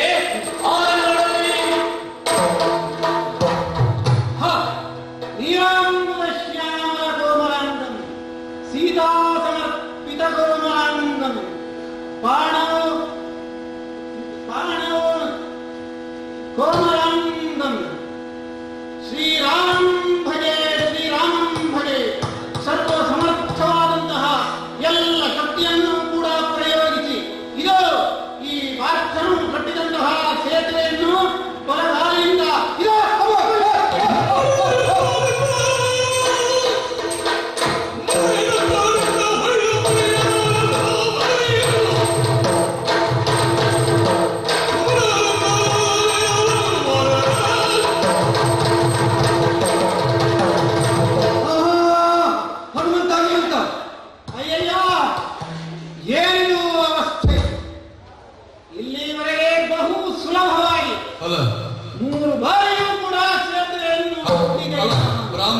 ಆಸೆ ವ್ಯಕ್ತಪಡಿಸ್ತಾ ಇದ್ದಾರೆ. ಈಗ ನೀವು ಮುರಿಲಿಕ್ಕೆ ಹೊರಟವಲ್ವ? ಮುರಿಲಿಕ್ಕೆ ಹೊರಟಾಗ ನಾವು ತೂತು ಗಡಿಬಿಡಿ ಮಾಡಬೇಡ. ಹಾ. ಈಗ ನಾನು ಇಲ್ಲಿಂದ ಆ ಸೇತುವೆ ಹೇಗೆ ಉಂಟು ಅಂತ ನಾನು ನೋಡ್ಕೊಳ್ಬೇಕಲ್ವಾ? ನೀನು ಅವಸರ ಮಾಡಿದ್ರೆ ಅವಸರ ಮಾಡ್ಲಿಕ್ಕಿಲ್ಲ. ಈಗ ನಿಲ್ಲು. ಈಗ ಸೇತುವೆಯನ್ನು ನೀನು ಮುರಿಲಿಕ್ಕೆ ಹೊರಟ ಮುಂಚೆ ಬ್ರಾಹ್ಮಣರನ್ನು ಪಾದ ಸ್ಪರ್ಶ ಮಾಡಿ ನಾನು ಆ ಕಡೆಗೆ ಹೋಗ್ತೇನೆ. ಹೋದಾಗ ನಿಮ್ಗೆ ಈಚೆ ಗೊತ್ತಾಗಲಿ. ಹೇಗೆ ಈಗ ನೀವು ನ್ಯಾಯಮೂರ್ತಿಗಳು, ಹೌದು, ನೀವು ಪರೀಕ್ಷೆ ಮಾಡಬೇಕು. ಹೌದು, ಎಲ್ಲವೂ ಸರಿಯೇ ಅಂತಾರೆ. ಆಮೇಲೆ ನೀವು ಸಂಖ್ಯೆ ಕೊಟ್ಟೆ. ಹೌದು. ಈಗ ಒಂದು ಪ್ರಾಯೋಗಿಕವಾಗಿ ಆದಾಗ ನನಗೆ ಆ ಉತ್ಸಾಹದಲ್ಲಿ ಆ ಒಂದು ವಿಷಯ ಬಂದದ್ದು ಗೊತ್ತಾಯ್ತು. ಹೌದಪ್ಪ, ನೀನು ಮಾಡುವುದು ಯಾಕಂದ್ರೆ ತವಕದಲ್ಲಿ ಇನ್ನು ಹೊರತು ಮಲಗುವ ಯಾವ ಅಂದ್ರೆ ನಿನ್ನ ದೇಹ ಹಾಗೆ ಒಂದು ಮಲಗುವ ಯಾವಾಗ ಮುರಿದೇವೆ, ಯಾವಾಗ ಹೊರಟೇನೆ ಮತ್ತೆ ಸ್ವಲ್ಪ ತಪ್ಪಾದ ಹೌದು ಹೌದು ಈಗ ಸರಿಪಡಿಸಿಕೊಳ್ಳಬೇಕು. ನಾನು ಆಚೆ ಹೋಗ್ತೇನೆ. ಆಚೆ ಹೋದಾಗ ಆ ಏನು ಸೇತುವೆಯನ್ನು ಪರೀಕ್ಷಿಸಿದಾಗ ಆ ಕೊನೆಗೆ ಹೋಗಿ ಮತ್ತೆ ಎಷ್ಟು ನಾನು ಆಗ್ತದೆ ಅಷ್ಟು ಬೊಬ್ಬೆ ಹಾಕ್ತೇನೆ. ನಿಮಗೆ ಕೇಳ್ಬೇಕು, ಸನ್ನೆ ಕೊಡ್ಬೇಕಲ್ವಾ ಅಂತ ಅಷ್ಟು ಕೇಳ್ಬೋದು. ಬೊಬ್ಬೆ ಹೊಡಿತೇನೆ. ಅಲ್ಲ, ಇಲ್ಲಿ ನಿಶಬ್ದವಾದಂತಹ ಕೇಳ್ತೇನೆ. ಈಗ ನೀರೋ ವಾತಾವರಣ ಇಲ್ಲಿ, ಆದರೆ ಸಮುದ್ರದ ಘೋಷ ಇಲ್ಲ. ಅದರಲ್ಲಿ ನೀವು ಹೇಳಿದಂತಹ ಮಾತು ಅದು ಕೇಳಿಲ್ಲ. ಮತ್ತೆ ಯಾರು ಇಲ್ಲಲ್ಲ, ಅದರಿಂದ ನಾನು ಯಾರಿಲ್ಲ, ಅದರಿಂದ ನಾನು ಎಷ್ಟು ಬೊಬ್ಬೆ ಹಾಕಿ ನೀನು ಸ್ವಲ್ಪ ಅದು ಕೇಳ್ತದೆ, ಹೌದಲ್ವಾ? ಆದ್ರಿಂದ ನಾನು ನಿಧಾನಕ್ಕೆ ಅಲ್ಲಿ ಹೋಗ್ತೇನೆ. ಅಲ್ಲಿ ಹೋದ ಮೇಲೆ ಬೊಬ್ಬೆ ಹೊಡಿತೇನೆ. ಆಮೇಲೆ ನಿನ್ನ ಪ್ರಯತ್ನ ಹೇಗೆ ಮುರಿದು ನೋಡುದು. ಅಲ್ಲ, ಹೇಗೆ ಮುರಿತೀನಿ? ಅಲ್ಲ, ನನಗೊಂದು ಪ್ರಶ್ನೆ ಉಂಟು ಬ್ರಾಹ್ಮಣ. ಈಗ ನೀವು ಈ ಒಂದು ಸೇತುವೆಯ ಕೊನೆಯ ತನಕ ಹೋಗ್ತೀರಿ ಅಂತ ಹೇಳಿದ್ರಿ. ಹೌದಲ್ಲಿ ಲಂಕೆಗೆ ಹೋಗ್ತದೆ ಸೇತುವೆ. ಲಂಕೆಗೆ ಹೋದ ನಂತರ ಅವನು ಮುರಿದ್ರೆ ಮತ್ತೆ ನೀವು ಹಿಂತಿರುಗಿ ಬರುದೇ ಹೇಗೆ? ಈಗ ಬಂತ, ಈಗ ನಿರ್ಣಾಯಕ ನಾನಲ್ವ? ಹೌದು, ಅದು ನಾನು ಹೇಗಾದ್ರೂ ಮಾಡಿ ಕ್ಷಣಮ್ಮನ ಹತ್ರಕ್ಕೆ ಬರ್ತೇನೆ. ಹೇಗಾದ್ರು ಬರ್ತೀರಿ ನೀವು? ಬರುದೇ ಅಲ್ಲ, ಬರದಿದ್ರೆ ಒಂದು ಮಾತು ನಾನೊಂದು ಹೇಳುವಂತ ಇದ್ದೆ. ನೀವು ಲಂಕೆಗೆ ಹೋದಾಗ ಅಲ್ಲಿ ವಿಭೀಷಣ ಅಂತ ಇದ್ದಾರೆ. ಈಗ ಅವರು ಚಿರಂಜೀವಿ, ಅವ್ರ ಹತ್ರ ಪುಷ್ಪಕ ವಿಮಾನ ಇರ್ಬೋದು, ಅದರಲ್ಲೇ ಬಂದು ಬಿಡಿ. ಆಯ್ತು, ನೋಡುವ. ಅದು ನಾನು ಹೇಗಾದ್ರೂ ಮಾಡಿ ಬರ್ತೇನೆ. ಆಯ್ತು. ಒಂದು ವಿಷಯ, ನಾನು ಬರದೆ ನೀನು ಅಗ್ನಿಗೆ ಮಾತ್ರ ಆಯ್ತಾ? ಹಾಗಾದ್ರೆ ನಾನು ಆಚೆ ಹೋಗ್ತೇನೆ.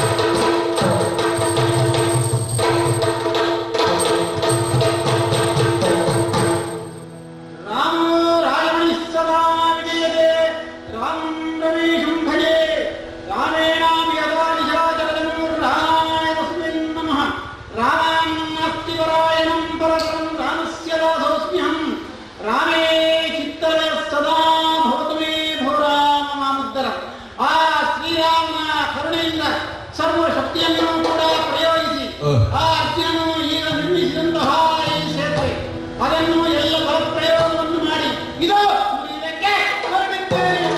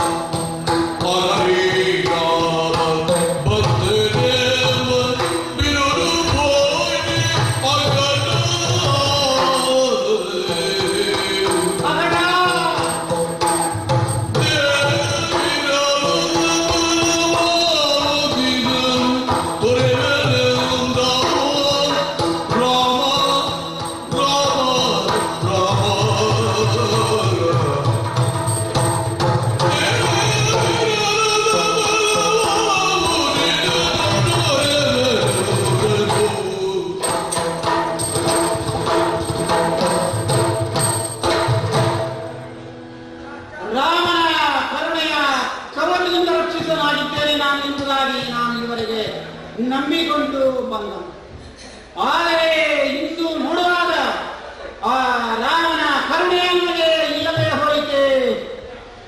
ನಾವು ಎಷ್ಟು ಪ್ರಯತ್ನ ಮಾಡಿದರೂ ಕೂಡ ಈ ಸೇತುವೆ ಭಗ್ನವಾಗುವುದಿಲ್ಲ. ಲೀಲಾಜಾಲವಾಗಿ ಸೇತುವೆಯನ್ನು ಎಡಗಾಲಿನಿಂದಲೇ ಮುರಿದು ಮುಚ್ಚಿದವನು. ಅಂದು ಪಂಪಾ ತೀರದಲ್ಲಿ ಆ ಶ್ರೀರಾಮನ ದರ್ಶನವಾದಾಗ ಅವರನ್ನು ಎರಡು ಭುಜಗಳಲ್ಲಿ ರಾಮ ಲಕ್ಷ್ಮಣರನ್ನು ಹೊತ್ತುಕೊಂಡು ಲಕ್ಷ್ಮಣಗೆ ಒತ್ತುಕೊಂಡು ಹೋದವನನ್ನು. ಅಂದೇ ಆ ಶ್ರೀರಾಮನ ಚಂದ್ರನ ಆ ಪೂರ್ಣ ಕಟಾಕ್ಷಾಂದ ಮೇಲೆ ಬಿದ್ದರೆ ನಾನು ಚೈತನ್ಯ ಪೂರ್ಣನಾಗಿ ಚಿರಂಜೀವಿಯಾಗಿ ವಜ್ರ ದೇಹಿಯಾಗಿ ಇದ್ದವನು. ಆದರೆ ಎಲ್ಲವೂ ಹೋಯಿತೆ. ಯಾವಾಗ ಆ ಚೂಡಾಮಣಿಯನ್ನು ಆ ಸೀತೆಯಿಂದ ಪಡೆದುಕೊಂಡು ಬಂದು ಶ್ರೀರಾಮನಿಗೆ ಯಾವಾಗ ನಾನು ಒಪ್ಪಿಸಿದನು, ಅಂದೇ ಆ ಶ್ರೀರಾಮಚಂದ್ರ ನನ್ನಲ್ಲಿ ಪೂರ್ಣ ಪ್ರಸನ್ನನಾಗಿ ನನ್ನನ್ನು ಆರಂಭಿಸಿಕೊಂಡು ನೀನು ನನ್ನ ಭಕ್ತಾಗ್ರಣಿ ಎಂಬುದಾಗಿ ನನ್ನನ್ನು ಪ್ರಶಂಸಿಸಿದವನು. ನಿನಗೆ ಸರಿಸಮಾನವಾದಂತಹ ಭಕ್ತರು ಈ ಪ್ರಪಂಚದಲ್ಲಿ ಇನ್ನಾರು ಇರುವುದಕ್ಕೆ ಸಾಧ್ಯವಿಲ್ಲ ಎಂಬುದಾಗಿ ನನ್ನನ್ನು ಬಹು ಮುಖದಿಂದ ನನ್ನನ್ನು ಪ್ರಶಂಸಿಸಿದವ. ಇಂದು ಹೀಗಾಗಿ ಹೋಯಿತೆ, ನಾನು ಬೇಡವಾದನೆ. ಹಾಗಾದರೆ ನನ್ನ ಈ ದೇಹಕ್ಕೆ ಬೆಳವಣಿಗೆವಾದ ಕಾರಣ ಈ ದೇಹವನ್ನು ತ್ಯಜಿಸುವುದೇ ಮೇಲು. ಆದರೆ ಈ ದೇಹವನ್ನು ತ್ಯಜಿಸುವುದಕ್ಕೆ ಚಿರಂಜೀವಿಯಾದಂತಹ ನನಗೆ ಸಾಧ್ಯವಿಲ್ಲ. ದೇಹವನ್ನು ಏನು ಮಾಡಲಿ, ಸುಟ್ಟು ಬಿಡವೆ. ಇದೋ ಈ ಗೋಡೆ ಇಲ್ಲಿಗಾದರೂ ನನ್ನ ದೇಹವನ್ನು ತ್ಯಜಿಸಿ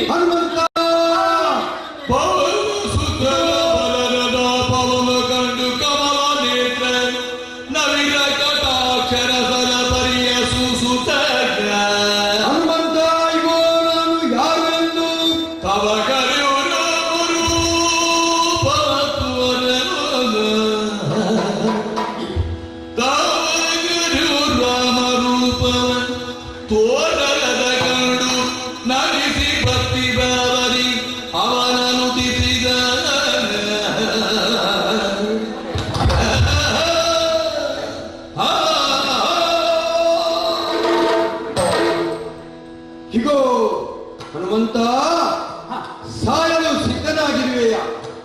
ಇಗೋ ನಾನು ಯಾರೆಂದು ಕಂಡಿರುವುದು ನೋಡುವೆಯಾ? ಜಯ ಜಯ ಜಗನ್ನಾಥ ಜಾನಕಿ ಸುಪ್ರೀತ, ಜಯ ರಘುಕುಲಾಧ್ಯಕ್ಷ ರಾಕ್ಷಸ ಕುಲ ವಿಪಕ್ಷ, ಜಯ ಜಯ ಸುರಾವೀಯ ಸೂರ್ಯ ಶತಸಂಗಾಯ, ಜಯ ಘನಶ್ಯಾಮ ರಾಮ, ಜಯ ಜಯ ದಯಾ ಸಾರ ದೀನಗುಣ ಉದ್ಧಾರ, ಜಯ ವಿನಿರ್ಜಿತ ತಾಪ ವಿಧೃತ ಮಾರ್ಗಣ ದಾಮ, ಜಯ ಜಯ ಚಿದಾವಾಸ ಚಿನ್ಮಯ ಚಿದಾಗಾಶ, ಜಯ ಚಂದನ ಹನುಮ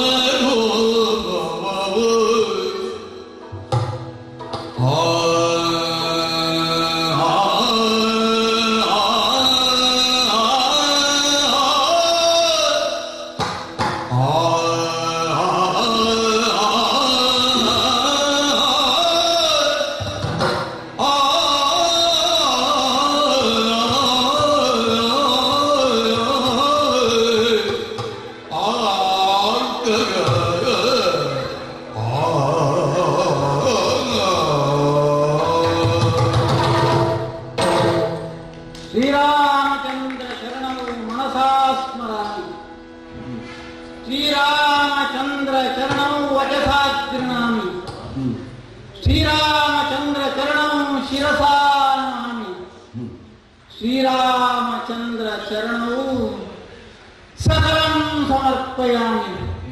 ಓ ನನ್ನ ದೇವದೇವ, ಯುಗ ಯುಗದಲ್ಲೂ ನನಗೆ ನಾನು ದರ್ಶನವನ್ನು ಇರ್ತೇನೆ ಎಂಬುದಾಗಿ ನೀನು ಹೇಳಿದ್ದೀನಿ. ಅದರಂತೆ ಇಂದು ನನ್ನ ಮುಂದೆ ಪ್ರತ್ಯಕ್ಷನಾಗಿದ್ದೀನಿ. ನಿನ್ನದಾದಂತಹ ದಿವ್ಯ ರೂಪವನ್ನು ಕಂಡು ನಾನು ಪುನೀತನಾದೆ. ನಮ್ಮ ಜೀವನ ಸಾರ್ಥಕ್ಯವಾಯಿತು ಎಂಬುದಾಗಿ ಈಗ ನಾನು ಕಂಡುಕೊಂಡೆ.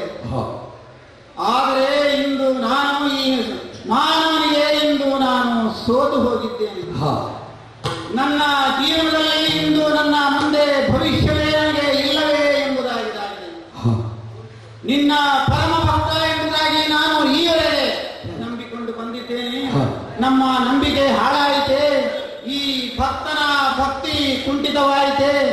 ಈ ನಿನ್ನದಾದಂತಹ ಭಕ್ತನಲ್ಲಿ ನಿನಗೆ ಕರುಣೆ ಇಲ್ಲದಾಯಿತೆ. ಓ ರಾಮ, ಓ ಪ್ರಭು, ಉದ್ಧರಿಸು ದೇವಾ, ಉದ್ಧರಿಸು. ಹನುಮಂತ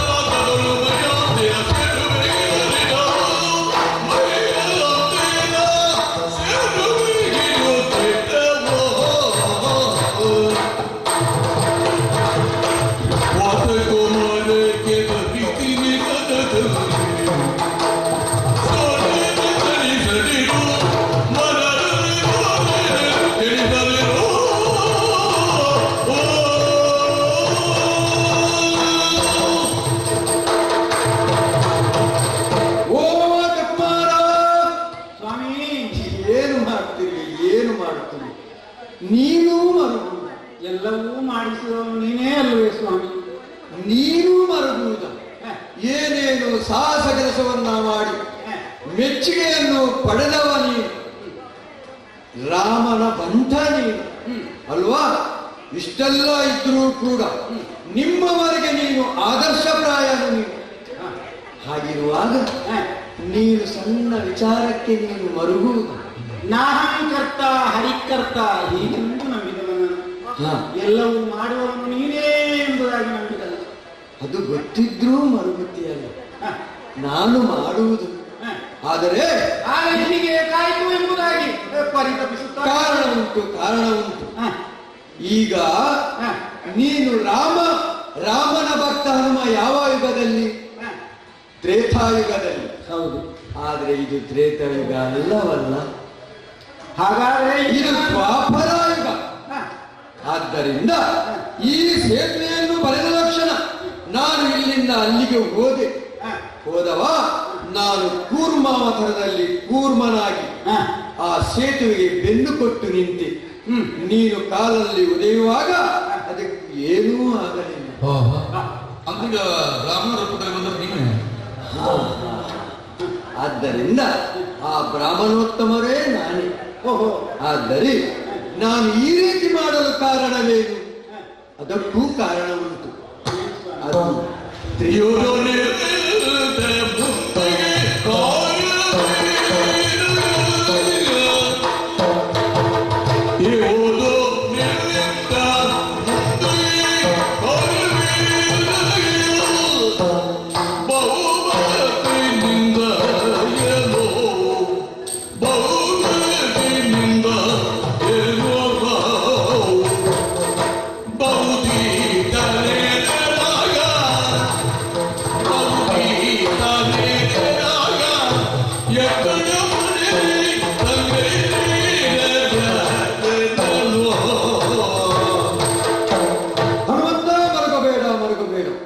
ತ್ರೇತಾಯುಗದಲ್ಲಿ ನಿನ್ನ ರಾಮನ ಬಂಟ ಹನುಮಂತ ಆದರೂ ಕೂಡ ಇದು ತ್ರೇತಾಯುಗ ಅಲ್ಲ, ಇದು ದ್ವಾಪರ ಯುಗದಲ್ಲಿ. ಈ ದ್ವಾಪರ ಯುಗದಲ್ಲಿ ನೀನು ಹೇಗೂ ನನ್ನ ಭಕ್ತನಾಗಿದ್ಯಾ, ಈ ದ್ವಾಪರ ಯುಗದಲ್ಲಿಯೂ ಅರ್ಜುನ ಹೌದಲ್ವಾ? ಆದ್ದರಿಂದ ಏನು ಅವ ಒಡೆಯುವ ಹೊತ್ತಿಗೆ ನಾನು ಕೂರ್ಮನಾಗಿ ನಿಂತೆ.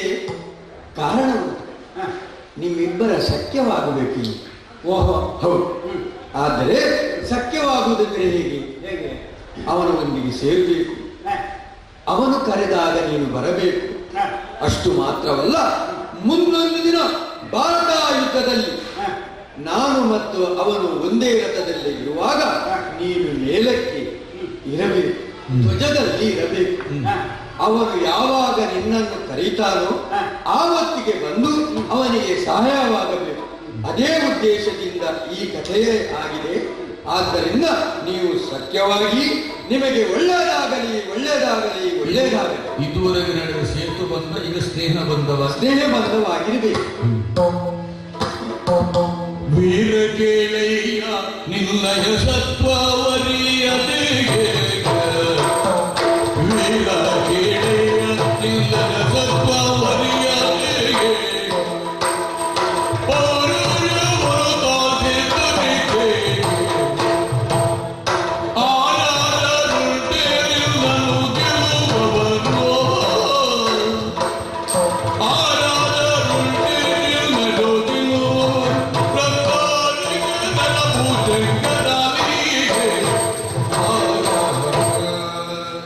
ಬರುವಂತ ಅರ್ಜುನದೇವ ಯಾವುದೋ ಒಂದು ಕಿಟ್ಟಂಗಿಗೆಯಲ್ಲಿ ಬಹಳ ತುಚ್ಛವಾಗಿ ನಿನ್ನನ್ನು ನಾನು ಮಾತನಾಡಿಸಿದೆ.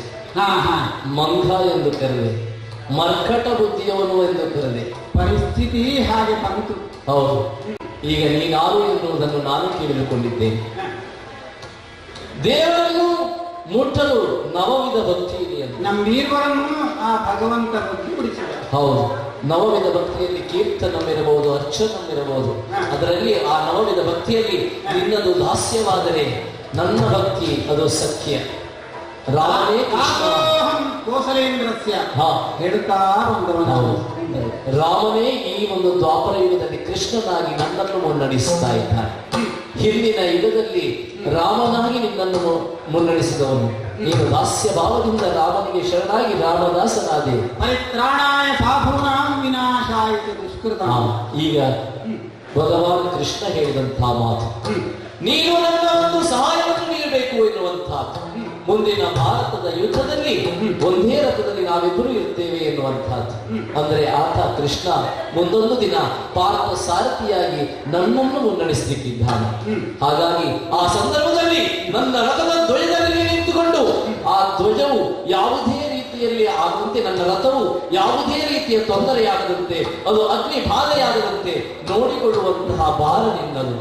ನಮ್ಮ ಪಂಥಾವಾಣದಲ್ಲಿ ನೀನು ನನಗೆ ದಾಸನಾಗುತ್ತಿ ಅನ್ನೋದು ಹೇಳಿದ್ದಿ. ಅಂತಹ ಒಂದು ದಾಷ್ಟ್ಯ ನನಗಿಲ್ಲ. ಯಾಕಂತ ಹೇಳಿದ್ರೆ ನಿನ್ನ ಒಂದು ದಾಸತ್ವವನ್ನೇ, ನಿನ್ನ ಒಂದು ಭಕ್ತಿಯ ಶ್ರೇಷ್ಠತೆಯನ್ನು ಕಂಡಂತವನು ನಾನು. ಅಂತಹ ನಿನ್ನ ಶ್ರೇಷ್ಠ ಭಕ್ತನನ್ನು ನನ್ನ ದಾಸನಾಗಿ ನಾನು ಬಯಸುವುದಿಲ್ಲ. ಅದರ ಬದಲಿಗೆ ಒಂದು ಮಾತು ಹೇಳುತ್ತೇನೆ. ನನ್ನ ಒಬ್ಬ ಹಿರಿಯಣ್ಣ ಭೀಮ, ಆತನು ವಾಯುವಿನ ನಿಯೋಗದಿಂದ ಹುಟ್ಟಿದವನು, ನೀನು ಸಹ ವಾಯುವಿನ ಬಲದಿಂದ ಹುಟ್ಟಿದವನು. ಹಾಗಾಗಿ ನೀನು ಸಹ ನನಗೆ ಒಂದು ಹಿರಿಯಣ್ಣನ ಹಾಗೆ ಇದ್ದ ಹಾಗೆ ಇದ್ದುಕೊಂಡು ನನ್ನ ಒಂದು ಮುಂದಿನ ಬದುಕಿನಲ್ಲಿ ನನಗೆ ಒಂದು ಮಾರ್ಗದರ್ಶನವಾಗಿದ್ದುಕೊಂಡು ನನಗೂ ಸರ್ವರಿಗೂ ಮಂಗಳವನ್ನು ಉಂಟು ಮಾಡು ಅಂತ ಹೇಳಿಕೊಂಡು ಈ ಹೊತ್ತಿನಲ್ಲಿ ಪ್ರಾರ್ಥನೆಯನ್ನು ಮಾಡ್ತಾ ಇದ್ದೆ.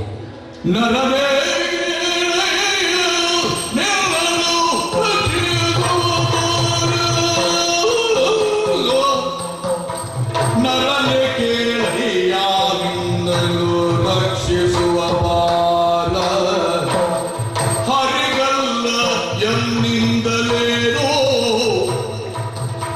ಹರಿಗಲ್ಲ ಎನ್ನಿಂದಲೇನೋ,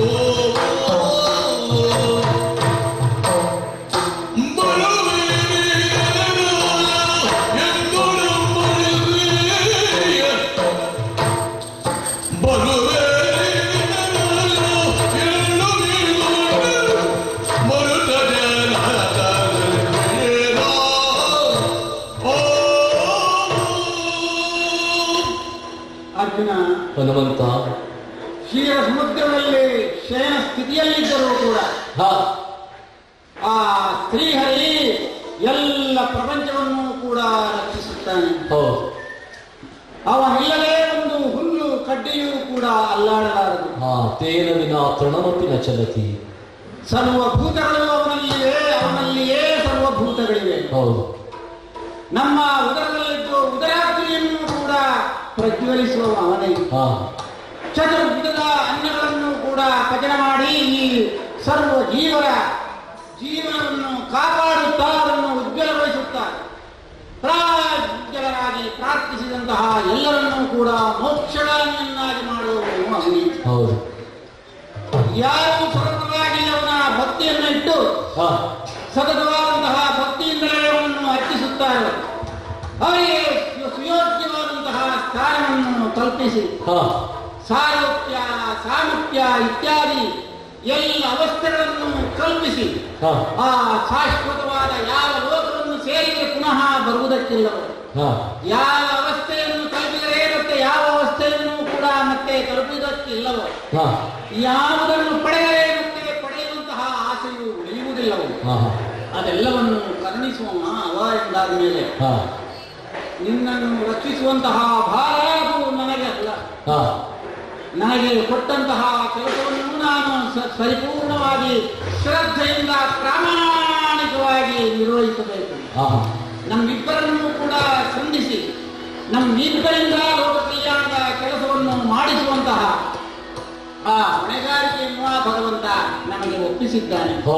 ಆದ್ದರಿಂದ ನಾವಿಬ್ಬರು ಒಗ್ಗೂಡಿ ಆ ಭಗವಂತನ ಕಾರ್ಯ ಇದೆ. ಆ ಕಾರ್ಯದಲ್ಲಿ ಅವನಿಗೆ ಸಹಾಯಕರಾಗಿ ಅಲ್ಲ, ಅವನ ಅಜ್ಞಾನವರ್ತಿಗಳಾಗಿ ಅವನೇ ನಮ್ಮನ್ನು ಕುಣಿಸುವಂತಹ ಬೊಂಬೆ. ಆ ಬೊಂಬೆಯಂತೆ ನಾವು ನಮ್ಮ ಪಾತ್ರವನ್ನು ನಿರ್ವಹಿಸುತ್ತಾ ಜಗತ್ತಿನ ಆಧಾರಭೂತನಾದಂತಹ ಭಗವಂತನ ಕಾರ್ಯಗಳಿಗೆ ನಮಿಸಿ ಆತನಿಗೆ ಸರ್ವಾತ್ಮನಾವನ್ನು ಅರ್ಪಿಸೋಣ ಎಂಬುದಾಗಿ ಪ್ರಾರ್ಥಿಸುತ್ತೇನೆ.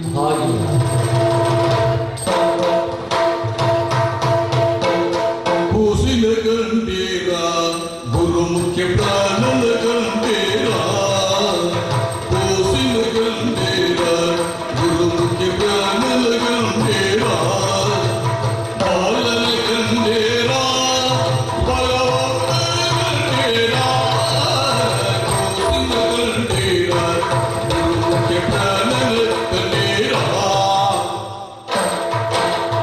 अंजने उदरदि पोट्टी कुकूसु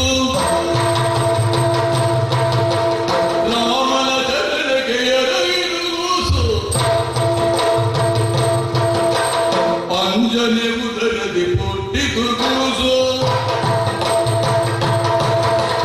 ರಾಮನ ಜಡೆಗೆ ಎರೆಯಿರುವುದು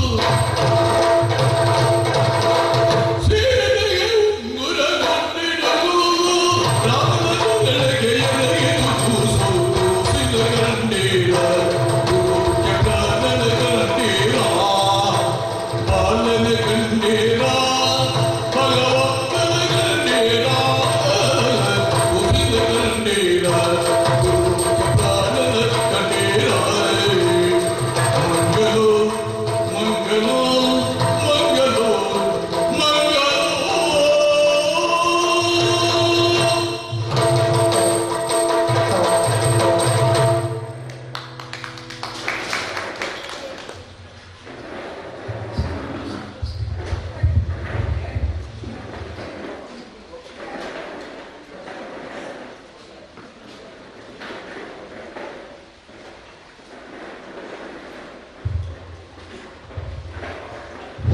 ಸುಮಾರು 2 ಗಂಟೆಗಳ ತಾಸು ಯಕ್ಷಗಾನ ತಾಳಮದ್ದಲೆ ನಡೆಸಿಕೊಟ್ಟ ಅಂಬಾತನೆ ಮುದ್ರಾಡಿ ಅವರ ಸ್ಮರಣಾರ್ಥ ಅವರ